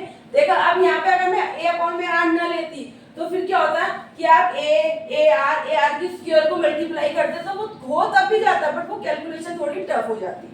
तो यहाँ पे a की क्यूब क्या हो गया 1728। अब a की क्यूब 1728 बेटा ये किसकी क्यूब होता है, 12 की क्यूब होता है। 12 को 3 टाइम्स मल्टीप्लाई करोगे तो क्या आएगा 1728 आएगा, ठीक है। आप इसको इस तरीके से भी लिख सकते हो, आप ऐसे नहीं लिखना चाहते तो भाई a इक्वल टू ये यहाँ पे पावर है तो यहाँ पे आके क्या हो जाएगा इसका, ये इस तरीके से लिख सकते हो, है ना, 172 की ये √3 है ना, यानी कि आप इस तरीके से भी लिख सकते हो। तो अब 1378 इसको यानी सॉल्व करोगे तो क्या आएगा 12 आ जाएगा, है ना। √3 1728 के √3 क्या होगी 12 होगी, 12 को 3 बार, यानी कि आप इसको कैसे लिख सकते हो, 12 को 3 बार आप मल्टीप्लाई करोगे 12 इंटू 12, यानी कि a की वैल्यू क्या आ गई, यहाँ से 12 आ गई, a की वैल्यू क्या आ गई, ठीक है। 3 बार 12 है, 3 ही बोला तो 12 आ गया बाहर, यानी a की वैल्यू क्या आ गई 12 आ गई। अगर आपको इस तरीके से नहीं समझ में आ रहा तो आप a की क्यूब 1728, a की क्यूब तो ये क्या हो गया 12 की पावर 3 हो गया, तो इसका मतलब a की वैल्यू क्या आ गई 12 आ गई। किसी भी तरीके से कर लीजिए, है ना भाई, पावर सेम है, इसका मतलब a की वैल्यू क्या आ गई यहाँ पे 12 आ गई। तो किसी भी तरीके से कर लीजिए, a की वैल्यू कितनी निकल कर आ गई बेटा यहाँ पे 12 आ गई, है ना। तो a की वैल्यू यहाँ पे 12 आ गई है। अब a की वैल्यू 12 आ गई है तो हमें क्या निकालना है, सिर्फ r की वैल्यू तो निकालनी है ना। तो अब सिर्फ r की वैल्यू निकालनी है, तो ये ऊपर का जरा मैं रफ कर दी हूँ ये वाला क्वेश्चन, ये इसको सीधा किस यहाँ पे इस इक्वेशन को नाम दे देते हैं, इस वाली इक्वेशन को इक्वेशन 1, क्या नाम दे दिया इक्वेशन 1, ठीक है। तो अब a की वैल्यू 12 निकल कर आई है, इसे रब कर रही हूं मैं, a equal to 12 put in equation 1, तो a अपॉन में r plus A R equal to 38, ठीक है बेटा।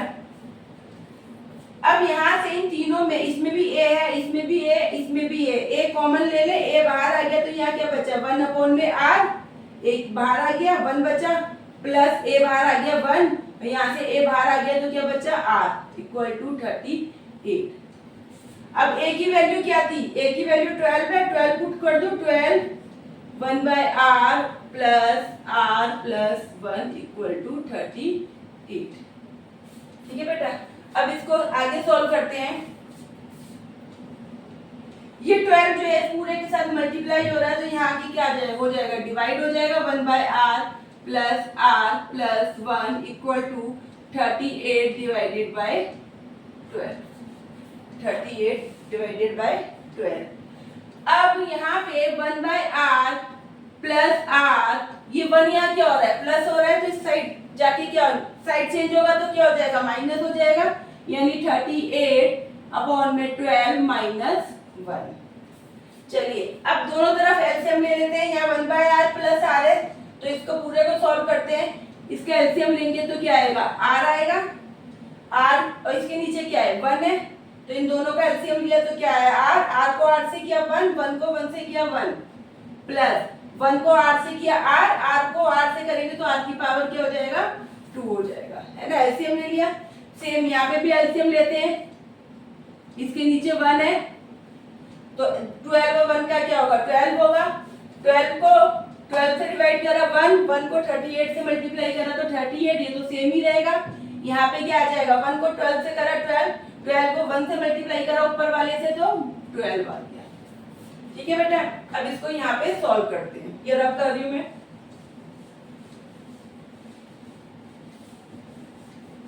अब हमारा ये हो गया 1 प्लस r की स्क्वायर अपॉन में r इक्वल टू 38 में से 12 गए तो कितने बचे, 26 बचे, है ना। 26 अपॉन में 12, 8 में से 2 गए 6, 3 में से बन गए 2, ठीक है। 26 अपॉन में 12। अब इसको फर्दर हम लोग सॉल्व करते हैं, तो इसको क्या लिख सकते हैं, ये 12 को इससे मल्टीप्लाई कर देते हैं और इस r को इससे कर देते हैं। तो 12 को 1 से करा तो क्या हो गया, या आप ऐसे लिख दीजिए 12 1 प्लस r की स्क्वायर, 12 इधर आके मल्टीप्लाई हो गया और 26 r इधर आके मल्टीप्लाई हो गया, ये r इधर चला गया मल्टीप्लाई हो गया, 2 इधर 12 इधर आ गया मल्टीप्लाई हो गया। अब चलिए अब आगे करते हैं।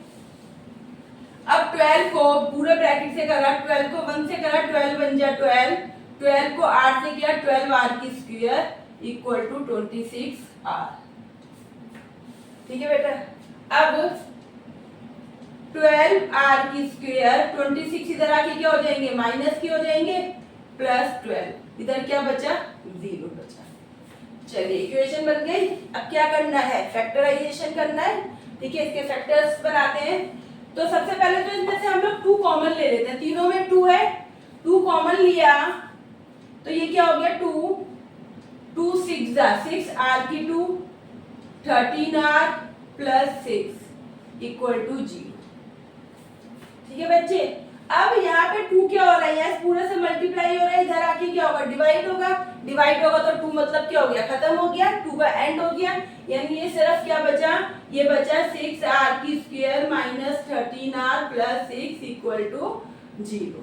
ठीक है, ये आपकी इक्वेशन क्या हो गई और छोटी हो गई। कैलकुलेशन करने के लिए इक्वेशन को क्या कर दिया, छोटा कर दिया। 2 कॉमन ले लिया, तीनों में था तो कॉमन ले लिया, देन 2 यहाँ मल्टीप्लाई हो रहा था तो इधर आके 0 से डिवाइड हुआ तो ये क्या हो गया, ये खत्म हो गया, एंड हो गया इसका। तो अब आपका बचा 6r की square minus 13r plus 6 equal to 0। अब हमें क्या करना है, इसके फैक्टर करने हैं। फैक्टर कैसे करते हैं बेटा, इन दोनों नंबर को मल्टीप्लाई करेंगे, 6r की स्क्वायर को 6 से, तो कितना आएगा 36r की स्क्वायर, यानी कि बीच में आपका माइनस 13r दे रखा है, तो हमें ऐसे दो नंबर निकालने हैं जिसको मल्टीप्लाई करें तो 36 आए और प्लस माइनस करें तो माइनस के 13 आए, यानी कि मल्टीप्लाई करने पे 36r की स्क्वायर हो और प्लस और माइनस करने पे बीच के 13r ही रहे। तो ऐसे दो नंबर हैं 6r की स्क्वायर प्लस 4 और 9, 4 9 जा 36 है ना, 4 को 9 से करें 36 आएगा, 4 और 9 को प्लस करेंगे, माइनस 4 और माइनस 9 करेंगे तो माइनस के 13 आ जाएंगे। ठीक है, माइनस आपको ये साइन का भी ध्यान रखना है, मल्टीप्लाई करके ये प्लस के आ रहे हैं और माइनस प्लस माइनस करने पे माइनस का आ रहा है ना बेटा। तो अब यहाँ पे ले लेते हैं 4r, सॉरी माइनस की लेंगे, minus 4r minus 9r plus 6 equal to 0, है ना। देखो माइनस 4r और माइनस 9r को माइनस माइनस प्लस हो गए तो 9 और 4 13 और साइन किसका रहेगा, माइनस का ही रहेगा। अब इन दोनों को मल्टीप्लाई करोगे तो 4 9 जा 36, माइनस और माइनस मल्टीप्लाई में क्या हो जाता है, प्लस हो जाता है, और आर आर तो आर की स्क्वायर हो ही जाएगा। ठीक है, अब यहाँ से इन दोनों में से कॉमन ले लेते हैं, तो यहाँ से क्या कॉमन आ रहा है, 2r कॉमन आ रहा है, 6r में से 2 लिया तो यहाँ 3 बचा और एक r बाहर चला गया तो यहाँ सिंगल r बचा। यहाँ पे क्या बचा, सिर्फ 2 बचा क्योंकि 2r तो बाहर चला गया। ऐसे ही यहाँ पे भी 9 और 6 है तो 3 ले लें कॉमन, 3 ले लेते हैं। अब बेटा साइन किसका लगेगा, साइन माइनस का लगेगा, क्यों, क्योंकि मुझे सेम वैल्यू चाहिए जो यहाँ आ रही है 3r माइनस 2, यही तो सेम वैल्यू तो आनी चाहिए। तो माइनस 3 लिया तो यहाँ क्या बचा, 3r बचा, माइनस 3 को 3r से करोगे तो माइनस के 9r हो गए। ठीक है, और यहाँ पे क्या बचा, माइनस के 2, 3 2 जा 6, माइनस माइनस क्या हो गया, प्लस हो गया। यानी अब देखिए 3, अब मैंने जो इसका फैक्टराइजेशन करा देन क्या आंसर मिला है, एक तो इन दोनों में क्या कॉमन आ रहा थी, 3r माइनस 2, 3r माइनस 2। तो अब इसको आगे सॉल्व करते हैं तो आपका क्या आ गया, एक तो आपका आ गया 3r माइनस 2 है ना, 3r इन दोनों में से, इस पूरे में से और ये माइनस का साइन में से क्या कॉमन आ रहा है, 3r माइनस 2 आ रहा है। सेकंड क्या बचा, 2r minus 3, 2r minus 3 equal to, ठीक है बच्चे, 3r माइनस 2 और 2r माइनस 3 इक्वल टू 0। चलिए अब सॉल्व करते हैं, अब इसे आगे सॉल्व करते हैं। अब आपका ये आ गया, अब 3r माइनस 2 को भी किसके इक्वल रखेंगे, 0 के, और 2r माइनस 3 को भी किसके इक्वल रखेंगे, 0 के। भाई दोनों ही 0 के इक्वल है तो एक बार इसको 0 के इक्वल रखते हैं, एक बार इसको। तो 3r 2 इधर आके 0 में प्लस हो गया तो क्या बन गया, 2r इक्वल टू 2/3। ठीक है बेटा, ऐसे ही यहाँ पे 2r 3 माइनस के अंदर आके 0 में प्लस हो गया तो 0 प्लस 3 3 हो गए, तो r की वैल्यू यहाँ पे क्या आ गई, 3/2। तो एक बार r की वैल्यू 2/3 आ रही है, एक बार r की वैल्यू क्या आ रही है, 3/2 आ रही है। इट मींस हमने जो नंबर करे थे कि लेट द 3 नंबर्स, तो इसके अकॉर्डिंग देखते हैं। अगर इफ a की वैल्यू 12 आई थी और r की वैल्यू हम 2/3 लेते हैं, 2/3, तो उसके अकॉर्डिंग a अपॉन में r, यानी कि a की वैल्यू 12 है, r की वैल्यू 2/3 है, देन सॉल्व करा 12 इंटू 3/2 हो गए, है ना, ऊपर जाके रिवर्स हो गया तो ये हो गया 2 6 जा 6 3 जा 18 हो गया। एक नंबर a अपॉन में r था तो a अपॉन में r रखा, सेकंड a था तो a की वैल्यू रखी, a की वैल्यू तो 12 ही थी। थर्ड नंबर a r था तो a की वैल्यू 12, r की वैल्यू क्या रखी हमने, 2/3। तो ये क्या हो गया, 3 4 जा यानी कि 8, है ना, कट जाएंगे आपस में, 12 को 3 से काटा 4 को 2 से मल्टीप्लाई करा 8। यानी एक बार जब मैंने a की वैल्यू 12 रखी और r की 2/3 रखी, देन द आंसर क्या है, आंसर r a अपॉन में r equal to 18, a equal to 12 and ar equal to 8। लेकिन अगर हम वैल्यू चेंज करके रखते हैं, अगर a की वैल्यू 8, a इक्वल टू 12 और r इक्वल टू 3/2, तब तो a की वैल्यू 12 है, r की वैल्यू 3/2 है, यानी 12 इंटू ये ऊपर आके रिवर्स हो गए 2/3 हो गया, यानी ये क्या आ गया, 8 आ गया। ठीक है बेटा, सेकंड नंबर a था यानी a की वैल्यू 12, थर्ड a 8 था यानी a की 12 मल्टीप्लाई 3/2 यानी कि 18। ठीक है बेटा, तो ये आपको लिखना पड़ेगा। अगर आपने a की वैल्यू 12 और r की वैल्यू 2/3 लिखी है तो नंबर्स विल बी आपके ये होंगे 18, 12 और 8। और अगर आपने a की वैल्यू 12 और r की वैल्यू 3/2 रखी है, देन नंबर्स क्या होंगे आपके 8, 12 और 18, यानी ar यहाँ पे 8 हो जाएगा। यानी कि इसके अकॉर्डिंग अगर हम देखें तो आपके जो आंसर है या तो वो 18, 12, 8 हो गए जीपी की फॉर्म जो है, या फिर वो 8, 12, 18 होंगे। ठीक है बेटा, या तो ये 3 नंबर होंगे या फिर ये 3 नंबर होंगे। ठीक है, अगर आर की वैल्यू 2/3 लेते हैं तो 18, 12 और 8 होगा, और अगर 3/2 लेते हो तो 8, 12 और 18 होगा। ठीक है बेटा, तो बेटा ये क्वेश्चन यहाँ पे देखो कंप्लीट हो गया है। अच्छा क्वेश्चन है, पेपर में आने वाला क्वेश्चन है। ठीक है, और इस तरीके से आपको ये क्वेश्चन आ सकता है कि सम दे रखा है और प्रोडक्ट दे रखा है, उसके बाद आपको नंबर पूछ सकते हैं। फिर से कह रही हूँ इंपॉर्टेंट क्वेश्चन है। जो भी क्वेश्चन मैं आपको यहाँ वो करवा रही हूँ और मैं आपको होमवर्क में दे रही हूँ, इसका मतलब वो इम्पोर्टेंट क्वेश्चन है। ठीक है, और मैं तो बार बार बोलती भी रहती हूँ, हर क्वेश्चन के बाद बताती हूँ कि भाई इम्पोर्टेंट क्वेश्चन है, आपको ये करना है, अच्छे से करना है।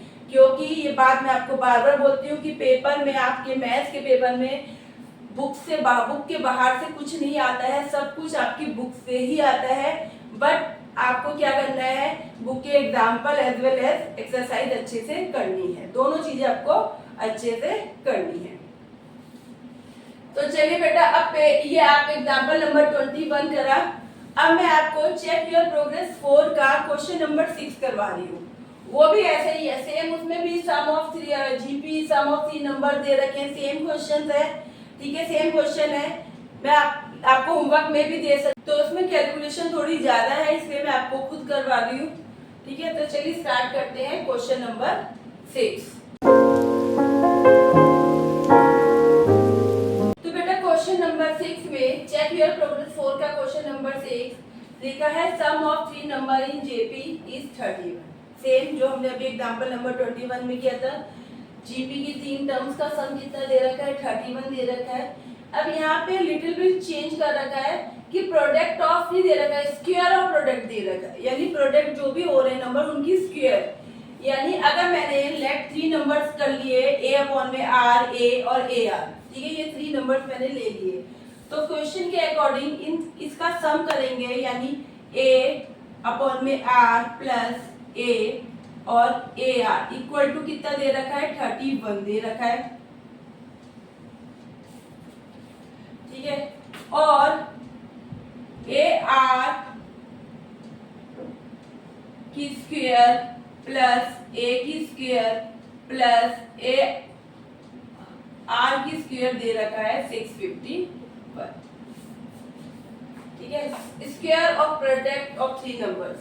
तो बेटा यहाँ पे ये डिफरेंस है कि एग्जाम्पल नंबर 21 में तो ये तो सेम था कि 3 नंबर को प्लस करा तो कुछ नंबर दे रखा है, जैसे यहाँ पे 31 है तो 31 आ रहा है। वहां पे दे रखा था प्रोडक्ट, यानी 3 नंबर को मल्टीप्लाई करने पे, जबकि यहाँ क्या कह रहा है कि जो 3 नंबर है उनकी स्क्वायर की मल्टीप्लाई करने में। बेटा मल्टीप्लाई करने पे, तो यहाँ पे क्या साइन लगाना था मुझे, मल्टीप्लाई का साइन लगाना था।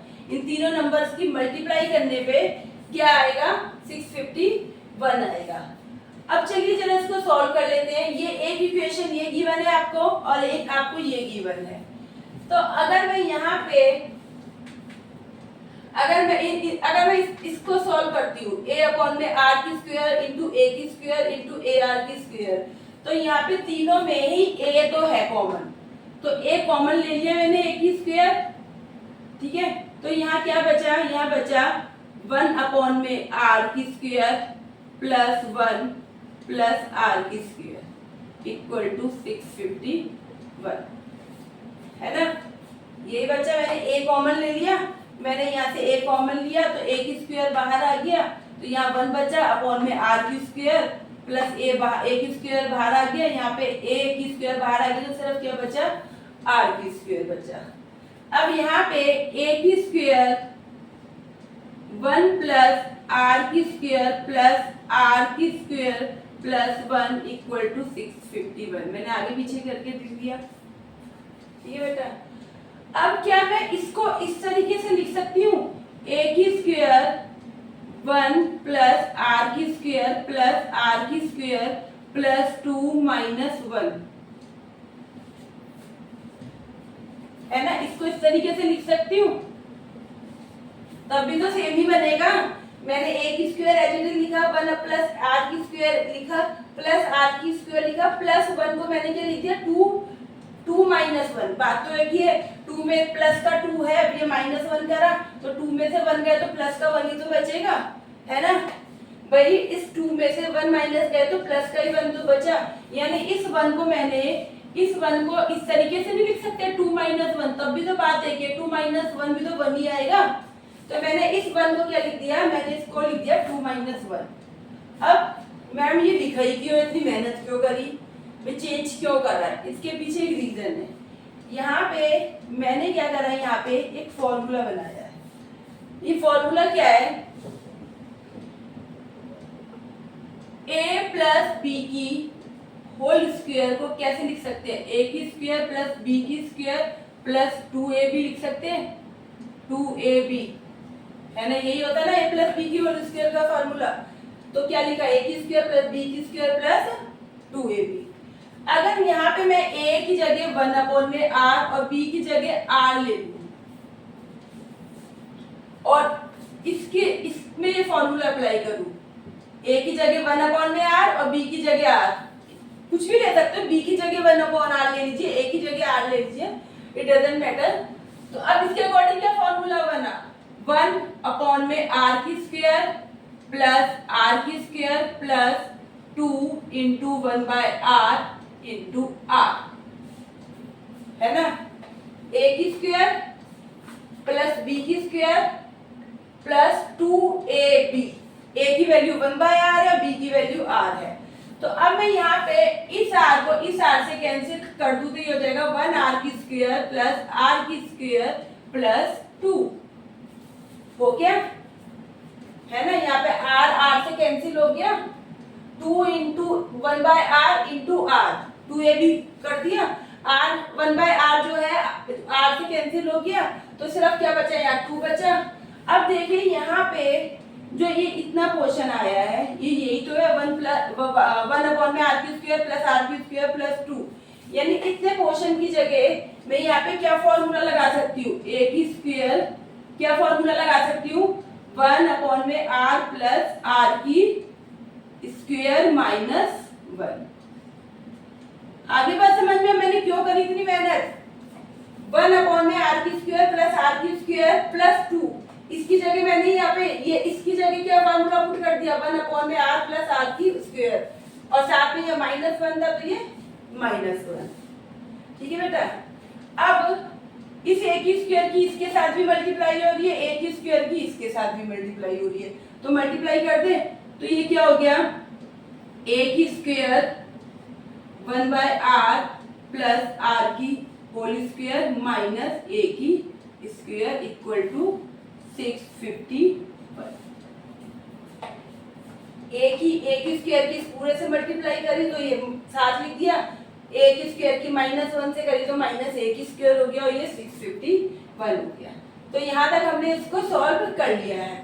चलिए अब जो ये प्लस वाला दे रखा है, जो ये प्लस वाला हमें गिवन है, अब इसको जरा देखते हैं, यहाँ से इसको सॉल्व करते हैं। अब यहाँ पे a plus a/r plus a plus ar है, ठीक है। एक तरीका तो है कि इसमें से a कॉमन ले ले, फिर वो जो हमने अभी एग्जांपल 21 में किया था वैसे सॉल्व करें, ठीक है। लेकिन इससे पहले हम लोग क्या करते हैं, यहाँ पे मैं both side subtract a both side, तो ये a/r plus a plus ar minus a equal to 31 minus a, ठीक है। दोनों साइड या फिर आप किसी एक को उठा के इधर ले जाओ, बात एक ही है, ठीक है। तो मैंने दोनों साइड a माइनस करा तो ये पूरा एज इट इज लिखा, माइनस a कर दिया पूरे में से, यहाँ से भी, तो ये इस a से ये a कैंसिल हो गया, ये बचा a/r plus ar equal to 31 minus a, ठीक है।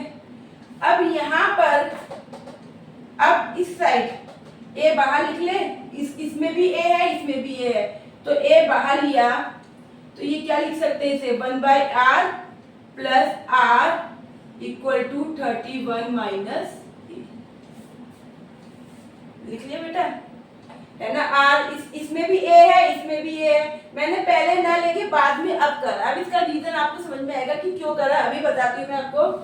कि डायरेक्ट ए यहाँ नहीं लिया मैंने, यहाँ पे क्या करा, यहाँ पे पहले ए को हटा दिया लेफ्ट साइड में से, ठीक है। उसके बाद जो ए बचा उसमें जो इक्वेशन बची उसमें से ए कॉमन लिया है। अब यहाँ ए बाहर ले लिया मैंने, ए अपॉन में आर ए है, यहाँ पे भी है तो ए बाहर आ गया, ये 1 अपॉन में आर बचा, यहाँ ए आर है तो ए बाहर चला गया, तो यहाँ क्या बचा, आर बचा। अब हम क्या करेंगे, स्क्वेयरिंग कर लेते हैं both side, squaring both side. अभी मैं आपको बताऊंगी कि क्यों कर रहे हैं ये सब। तो ये क्या हो गया, ए की स्क्वायर 1 प्लस आर की स्क्वायर इक्वल टू 31 माइनस ए की होल स्क्वायर। दोनों साइड कर लिए स्क्वेयरिंग। यहाँ पे ए की जगह ए की स्क्वायर 1 अपॉन में आर प्लस आर की क्या हो गया, की स्क्वायर हो गया, इधर 31 माइनस ए की स्क्वायर हो गया। अब आप देखिए जरा, आप ये इस लेफ्ट वाली में और राइट वाली में कंपेयर कीजिए। ये क्या है, ए की स्क्वायर ब्रैकेट में 1 अपॉन में आर प्लस आर की होल स्क्वायर किसके इक्वल आया, 31 माइनस ए की स्क्वायर की। और यहाँ पे ये वाली जो वैल्यू है वो यहाँ पे भी तो दे रखी है, वो यहाँ पे भी तो दे रखी है, सेम भी तो आया, ए की स्क्वायर 1 ब्रैकेट में 1 अपॉन में आर प्लस आर की होल स्क्वायर, और इसकी वैल्यू यहाँ से क्या निकल कर आई है, 31 माइनस ए की होल स्क्वायर। यानी इसकी जगह ये वैल्यू पुट कर दे, ठीक है। यानी कि ऊपर का रब कर देती हूँ मैं, यहाँ का रब कर दी हूँ मैं, और यहीं पे आगे हम सॉल्व करते हैं, ठीक है बेटा। तो मैं यहाँ का रब कर दी हूँ, यहाँ कर लेते हैं।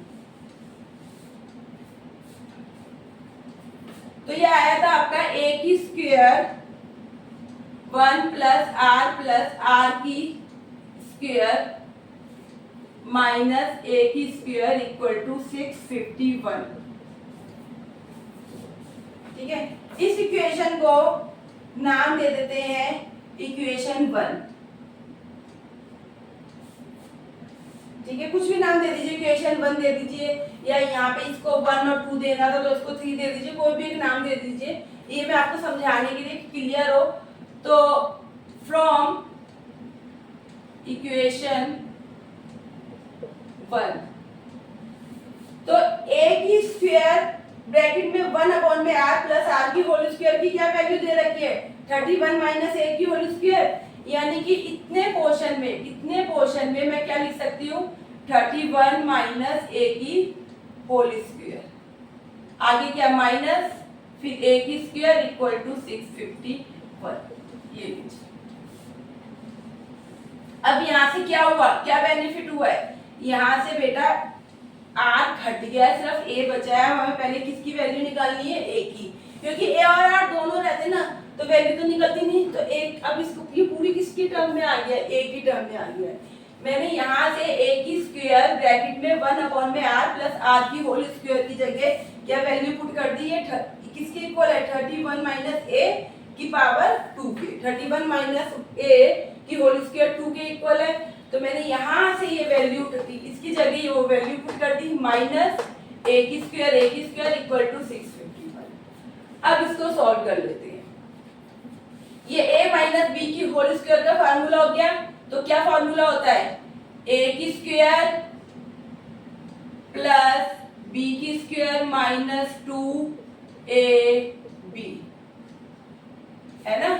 a माइनस बी की होल स्क्वायर का क्या फार्मूला होता है, a की स्क्वायर प्लस b की स्क्वायर माइनस 2ab, a की स्क्वायर प्लस b की स्क्वायर माइनस 2ab, साथ में आपके माइनस ए की स्क्वायर है, अब इक्वल टू 651। इसको सॉल्व करा, 31 को 2 टाइम्स आप मल्टीप्लाई कर लीजिए तो कितना आएगा आपका, 31 को 31 से कर लीजिए तो ये आपका आ जाएगा 961, यानी ये क्या 961 प्लस ए की स्क्वायर माइनस 31 को 2 से करा तो 2 1 जा 2, 2 3 जा 6 a माइनस ए की स्क्वायर इक्वल टू 651। अभी ए की स्क्वायर प्लस ए की स्क्वायर से कैंसिल हो गया, तो ए की स्क्वायर से कैंसिल हो गया, तो ये बचा 961 माइनस 62 a इक्वल टू 651। अब -62a इक्वल टू 651, ये 961 इधर आके क्या हो गए, माइनस के हो गए, तो ये आपका बचा -62a, 961 में से माइनस करा, 1 में से 1 गया 0, 6 में से 5 गया 1, 9 में से 6 गए 3, यानी कि माइनस की, क्योंकि माइनस की वैल्यू बढ़ी है ना, 1 में से 1 गया 0, 6 में से 5 गए 1, 9 में से 6 गए 3। अब यहाँ पे a की वैल्यू क्या आ गई, माइनस के 310 अपॉन में 62, माइनस के 310 अपॉन में 62। अब आप इसे कैंसिल करके बताइए कि a की वैल्यू कितनी आ रही है। तो बेटा a की वैल्यू आ गई आपकी 5, 310 को 62 से डिवाइड करा 5 आया, माइनस माइनस से कैंसिल होगा, तो a की वैल्यू क्या निकल कर आ गई 5। बेटा a की वैल्यू 5 निकल कर आ गई, बाकी सब मैंने रफ कर दिया है। एक जो हमारी फर्स्ट जो सम ऑफ 3 नंबर 3 जीपी दे रखा था वो यहाँ पे लिखा हुआ है, बस a अपॉन में r plus a ar equal to 31। तो इस a की वैल्यू यहाँ इस इक्वेशन में रख लेते हैं। तो सबसे पहले तो यहाँ पे क्या करते हैं, a कॉमन ले लेते हैं, a कॉमन लिया तो यहाँ क्या बचा 1 अपॉन में r plus 1 plus r equal to 31। अब a की वैल्यू 5 आई है, पुट कर देते हैं, तो ये हो गया 5, 1 plus r plus 1 plus r equal to 31, 1 upon में r, सॉरी। तो यहाँ 5 इस पूरे से मल्टीप्लाई हो रहा है, तो यहाँ आके क्या हो जाएगा, यहाँ आके क्या हो जाएगा बेटा, ये डिवाइड हो जाएगा, यानी 31 अपॉन में 5 हो गया।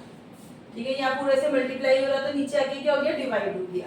अब यहाँ पे 1 जो है ये तो r की वैल्यू, ये भी r की वैल्यू, ये नंबर है, तो 1 यहाँ प्लस हो रहा है, तो इस साइड आके राइट हैंड साइड में आके क्या हो जाएगा माइनस, यानी यहाँ बचा 1 अपॉन में r plus r equal to 31 upon में 5 माइनस 1। चलिए अब दोनों तरफ एलसीएम ले लेते हैं, ये हो गया r, यहाँ तो 1 रहा है, यहाँ क्या हो जाएगा r की स्क्वायर हो जाएगा, तो बताने की जरूरत नहीं है, इसके नीचे 1 है तो r और 1 का एलसीएम r हुआ, यहाँ तो सेम वैल्यू है तो 1 ही रहा, यहाँ 1 को r से करा तो r आया, r को r से करा तो r की स्क्वायर आया, एलसीएम लेना सबको आता है। ठीक है, अब इसका एलसीएम लिया 5 आया, तो यहाँ पे तो सेम रहेगा, यहाँ पे 1 है तो 1 अब को 5 से करा 5, 1 को 5 से डिवाइड करा 5, 5 को 1 से करा तो 5 1 जा 5 आ गया, है ना। इसके नीचे क्या कंसीडर किया जाता है 1, ठीक है, तो ये क्या आ गया, सॉरी यहाँ पे माइनस है, माइनस का साइन है, तो ये आपका आ गया 1 प्लस r की स्क्वायर, ये आपका आ गया 1 प्लस r की स्क्वायर अपॉन में r इक्वल टू 31 में से 5 गए तो कितने बचे, 26 अपॉन में 5 बचे। ठीक है बेटा, 26 अपॉन में 5 बचे।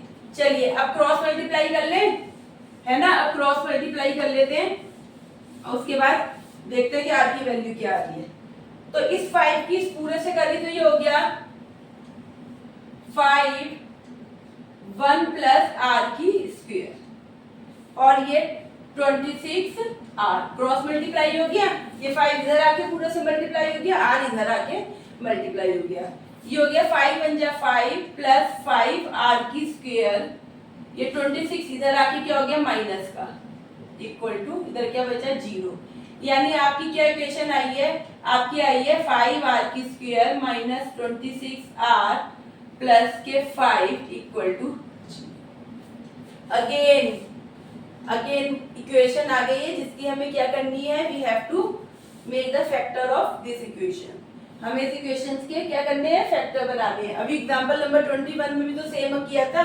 ठीक है, अब आपने देखा यहाँ पे थोड़ी कैलकुलेशन ज्यादा हो गई, वहां पे इजी थी, क्यों, क्योंकि वहां पे सीधा प्रोडक्ट दे रखा था, यहाँ पे स्क्वायर ऑफ प्रोडक्ट दे रखा है, तो यहाँ पे क्या हो गया, थोड़ी सी कैलकुलेशन ज्यादा हो गई है। ठीक है बेटा, अब इसके फैक्टर करते हैं, यदि 5 को 5 से करा 25, तो हमें ऐसे दो नंबर चाहिए जिसे हम मल्टीप्लाई करें, then the answer is 25, and अगर हम प्लस माइनस करते हैं then the answer should be -26। तो ऐसे दो नंबर बताइए जिसको मल्टीप्लाई करें तो 25 आए। सोचा आप लोगों ने कि ऐसे दो नंबर कौन से हैं कि जिसको 5 को 5 से मल्टीप्लाई करें तो 25, यानी कि मल्टीप्लाई करने पे आपका आंसर 25 आना चाहिए एंड प्लस माइनस करने पे वी गेट द आंसर -26, हमें -26 मिलना चाहिए। भाई सोचो सोचो, मेरे को तो पता है, मैं आप लोगों से पूछ रही हूँ। तो ऐसे दो नंबर है कि हम लोग 25 r माइनस r, 25 को, ये 25 आ रहा है, ये 1 आ रहा है, तो 25 को 1 से मल्टीप्लाई करेंगे तो 25 ही रहेगा, और 25 और 1 को प्लस करेंगे तो माइनस के 26 आ जाएंगे, है ना। प्लस इन दोनों को आपस में मल्टीप्लाई करेंगे तो प्लस के 25 आएंगे, और प्लस माइनस करेंगे तो माइनस माइनस प्लस हो गया, लेकिन साइन किसका आएगा, माइनस का आएगा। तो चलिए बेटा, अब इसमें से कॉमन ले लेते हैं 5r, तो यहाँ क्या बचा, r माइनस 5, है ना, ये r माइनस 5 बचा। अगेन यहाँ से -1 कॉमन लेते हैं, क्योंकि r दोनों में से सिर्फ 1 ही कॉमन आ रहा है, तो यहाँ क्या बचा, यहाँ प्लस का r हो गया, और 5 किसका हो गया, माइनस का, because we have taken the -1, ठीक है, 1 जो है वो माइनस का है, तो ये इक्वल टू 0। चलिए बेटा, अब एक ये बन गया, एक ये बन गया, इसमें से क्या कॉमन आ रहा है, r माइनस 5, एक तो ये हो गया, दूसरा क्या बचा, r माइनस 5 चला गया, तो यहाँ क्या बचा 5r, और यहाँ क्या बचा -1 इक्वल टू 0। तो अब अगर r माइनस 5 इक्वल टू 0 लेते हैं, देन तो r की वैल्यू क्या आती है, r की वैल्यू आएगी 5, है ना, प्लस इधर जाके क्या हो जाएगा, प्लस हो जाएगा। ऐसे ही अगर मैं 5r माइनस 1 लेती हूँ इक्वल टू 0, तो 5r 1 आके इधर क्या हो गया, प्लस हो गया, 0 प्लस 1 1, और r की 5 से मल्टीप्लाई होगी तो 5 इधर आके क्या हो जाएगा, डिवाइड हो जाएगा। So again we are getting two values of r, फिर से तो r की दो वैल्यू आ गई, जैसे कि एग्जांपल नंबर 21 में आई थी, ठीक है। अब तो आई थिंक आप लोग कर ही लोगे, r की दो वैल्यूज है, एक ही वैल्यू आपको पता ही है कि 5 आई है, ठीक है, एक ही वैल्यू यहाँ से भी हमने सॉल्व करी थी, 5 आई है। तो अब आपकी इक्वेशन जो दे रखी है, आपकी जो टर्म सी a अपॉन में r, आपके जो नंबर्स है, सॉरी 3 नंबर्स क्या हमने कर लिए थे, नंबर्स क्या लिए थे, a और ar, इन्हीं को तो प्लस करने पे 31 आ रहा था, और स्क्वायर ऑफ प्रोडक्ट करने पे 651 आ रहा था, ये नंबर से। तो a की वैल्यू अगर 5 लेते हैं और r की वैल्यू भी 5 लेते हैं, ठीक है, दो वैल्यू आई है ना, एक r की ये और एक दिस वन, तो अगर 5 लेते हैं तो ar क्या हो जाएगा, 5 अपॉन में 5 यानी कि 1, a इक्वल टू 5 यानी कि 5, और ar यानी 5 इंटू 5 यानी कि 25। ऐसे ही a की वैल्यू मैंने 5 ली है, r की भी 5, अब a की वैल्यू 1 और r की अगर आप 1/5 लेते हैं तो मैं ये नहीं करवाऊंगी, a की वैल्यू 5 थी, r की 5 लेके मैंने सॉल्व कर दी, a की वैल्यू 5, अब r की 1/5 लेके आपको ये खुद सॉल्व करना है, you have to solve yourself, ठीक है, ये आपको खुद सॉल्व करना है, जैसे कि हम लोगों ने एग्जांपल नंबर 21 में किया था। तो देखा बेटा, अच्छा क्वेश्चन है, मतलब है कैलकुलेशन वाला क्वेश्चन है, समझने वाला क्वेश्चन है।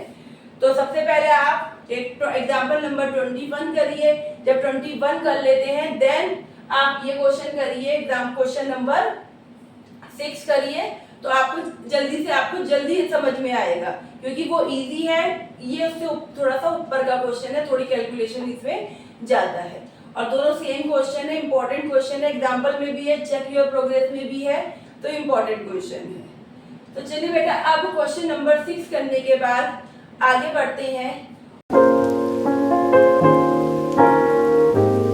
सो student, now we are doing the question number 7 of check your progress 4, ठीक है, लेकिन इसमें एक नई टर्म आई है, and the term is sum of infinite terms, ठीक है, यानी कि एक जीपी की इनफाइनाइट टर्म्स का सम निकालना है। अब formula is sum of infinite terms equal to a upon में 1 minus r, where r should be greater than -1 and less than 1, यानी r की वैल्यू जो है वो -1 और 1 के बीच में होनी चाहिए, 1 से छोटी होनी चाहिए और -1 से बड़ी होनी चाहिए। तो जब भी आपको जीपी की कोई सीरीज दे रखी हो तो फर्स्ट हमें सबसे पहले firstly we have to find the value of R, क्योंकि आर की वैल्यू पे डिपेंड करता है बेटा, कि आर की वैल्यू पे डिपेंड करता है कि उसका इनफाइनाइट टर्म्स का सम निकलेगा कि नहीं निकलेगा। आर की वैल्यू अगर -1 और 1 के बीच की है तब तो उसका सम निकलेगा, अदरवाइज इनके बीच लाई नहीं करती है तो उनका सम नहीं निकलेगा। क्योंकि अगर हम जीपी की फॉर्म देखें तो जैसे आपकी जीपी की फॉर्म सपोज जीपी ये है 2 4 8 16 32, ठीक है, and so on. In this GP, ठीक है, every number is multiply by 2 से मल्टीप्लाई हो रहा है, ठीक है, और जब भी मल्टीप्लाई हो रहा है तो we are getting a new number. 2 को 2 से करा 4 को 2 से करा 8 को 2 से करा, अगेन 32 को 2 से करेंगे 64, देन 64 को 2 से करेंगे, again we will get the next number. अब यहाँ पे क्या है कि जब भी ये जीपी बढ़ रहा है ना, जब भी जीपी बढ़ेगा तो उस केस में इनफाइनाइट टर्म का सम निकलेगा ही नहीं, क्योंकि भाई इनकी कोई लिमिट ही नहीं है ना, ये तो बढ़ते ही जा रहा है बढ़ते ही जा रहा है बढ़ते ही जा रहा है भाई। 32 देन 64, फिर 2 से मल्टीप्लाई करेंगे नेक्स्ट नंबर, फिर नेक्स्ट नंबर, फिर नेक्स्ट नंबर, फिर नेक्स्ट नंबर, कोई लिमिट नहीं है। तो जब जीपी इंक्रीजिंग फॉर्म में होता है ना तब आप इनफाइनाइट नंबर्स का सम नहीं कर सकते हो, ठीक है। ये फॉर्मूला कब एप्लीकेबल है, जब आपका जो जीपी है ना वो डिक्रीजिंग फॉर्म में होगा, यानी कम हो रहा होगा, यानी कि जब आपका जीपी छोटा होता जाएगा तब आप ये फॉर्मूला लगाएंगे। दैट्स व्हाई मैंने बोला कि आर की वैल्यू आप चेक करिए कि अगर -1 और 1 के बीच में है तो आप ये फॉर्मूला अप्लाई कर सकते हैं, अगर इसके बीच में नहीं है तो आप ये फॉर्मूला अप्लाई नहीं कर सकते। तो ठीक है बेटा, तो यहाँ पे अब ये क्वेश्चन दे रखा है, अब मैडम छोटा होता जाएगा तो क्यों लगा सकते हैं, तो वो एक छोटा होता जाएगा तो वो जीरो के पास पहुंच जाता है, तो वहां पे हम लोग मतलब वहां पे किया जा सकता है कि जीरो के आसपास चलता रहता है तो हम सम निकाल देते हैं, ठीक है।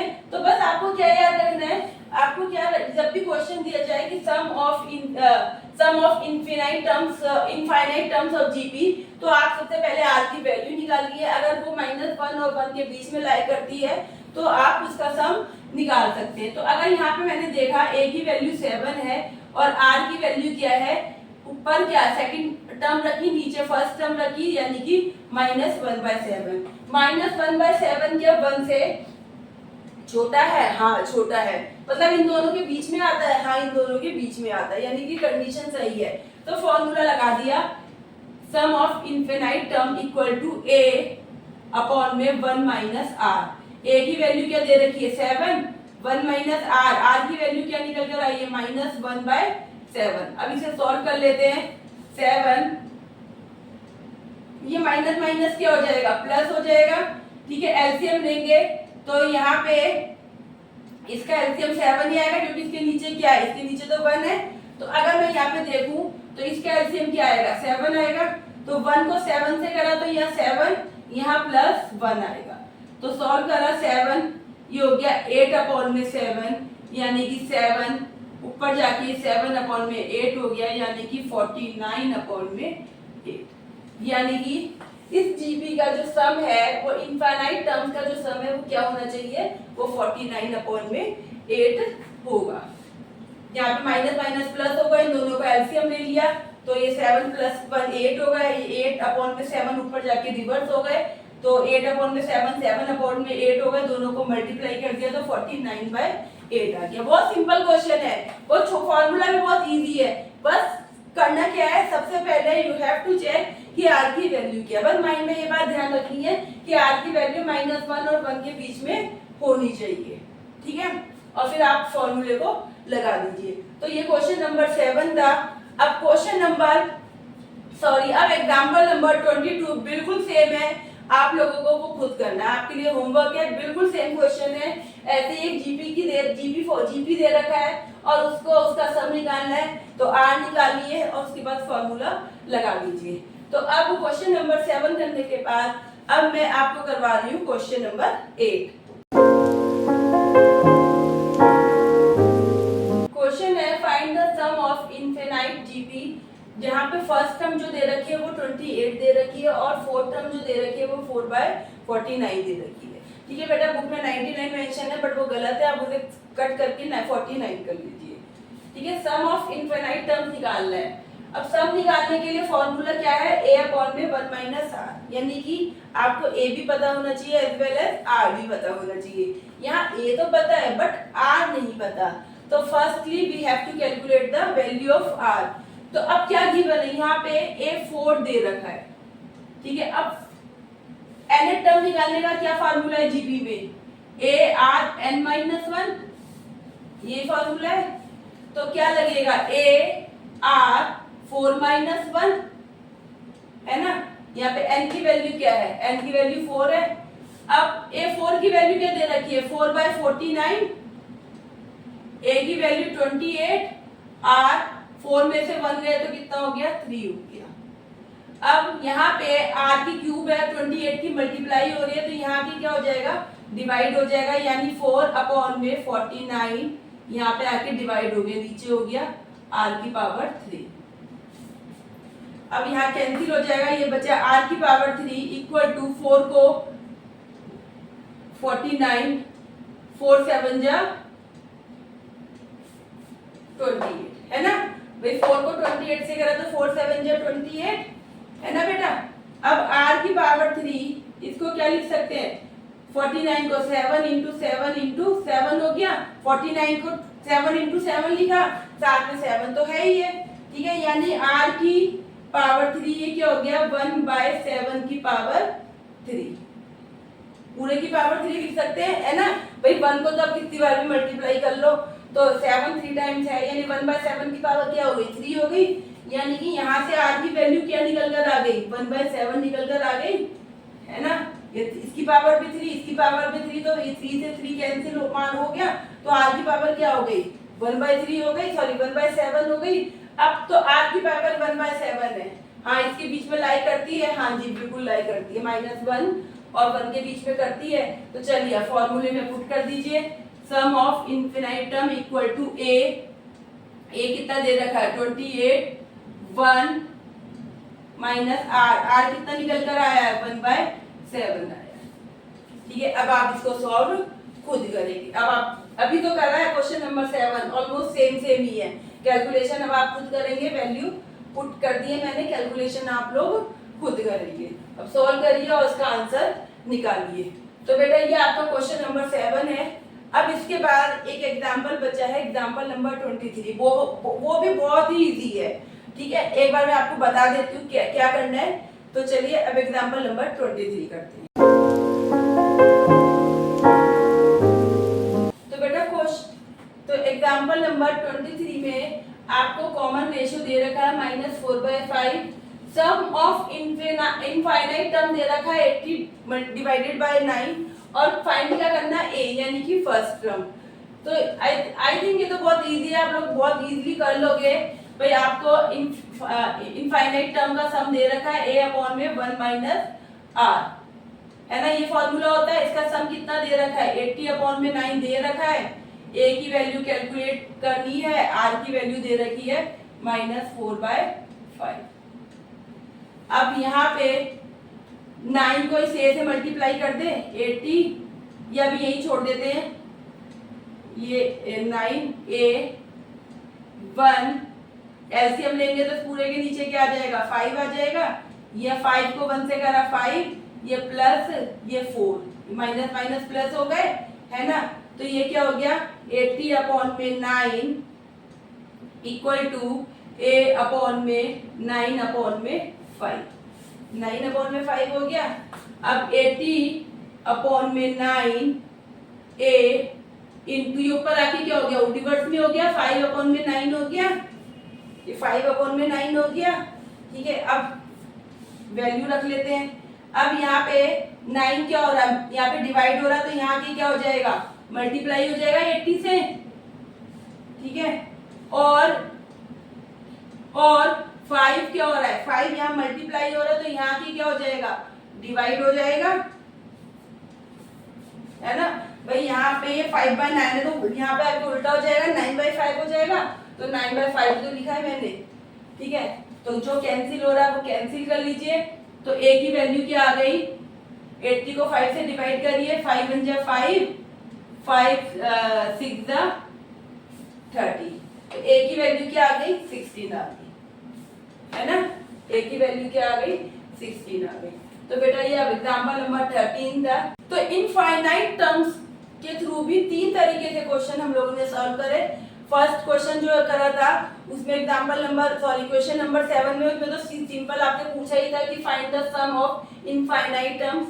सेकंड वाले के अंदर जो हमने करा क्वेश्चन नंबर 8 करा, जो सेकंड इनफाइनाइट टर्म का क्वेश्चन करा, उसमें आपको 4 टर्म दे दी थी और आपको ए दे दिया था, यानी फर्स्ट टर्म दे दी थी, और क्या निकालना था? सम ऑफ इनफाइनाइट टर्म्स निकालनी थी। तो पहले 4th टर्म के थ्रू आपने क्या वैल्यू कैलकुलेट करा था? आपने r निकाला था, है ना। उसमें आपको a दे रखा था, 4th टर्म दे रखी थी, और पहले उससे हमें क्या कैलकुलेट करना था? r निकालना था, फिर उसके बाद सम ऑफ इनफाइनाइट टर्म्स निकालनी थी। अब इस एग्जांपल के अंदर, एग्जांपल नंबर 23 के अंदर सम ऑफ इनफाइनाइट टर्म्स से निकाल दे रखा है, r दे रखा है, और यहाँ पे a निकालना है। तो एक बार a कैलकुलेट करना था, एक बार r कैलकुलेट करना था। इस तरीके से 2-3 क्वेश्चन हम लोगों ने सम ऑफ इनफाइनाइट टर्म का फॉर्मूला लगा के करे हैं। तो बेटा ये क्वेश्चन नंबर 20 एग्जांपल नंबर 23 आपका यहाँ पे complete. So student, we have completed the check your progress 4। I hope आप लोगों को बहुत अच्छे से समझ में आया होगा। अब आपका होमवर्क है कि you have to do all questions of this exercise, और साथ में एग्जाम्पल भी। आपको क्वेश्चंस भी करने एक्सरसाइज के और एग्जाम्पल भी करने हैं। If you have any problem then you can ask. I'll try my best to give the answer of your question. So that's all for today. See you soon in my next video with new exercise. But जाने से पहले video को like करें, अपने friend के साथ share करें, और चैनल को सब्सक्राइब नहीं किया है तो जरूर करें। Till then, take care. Bye bye. Thank you for watching.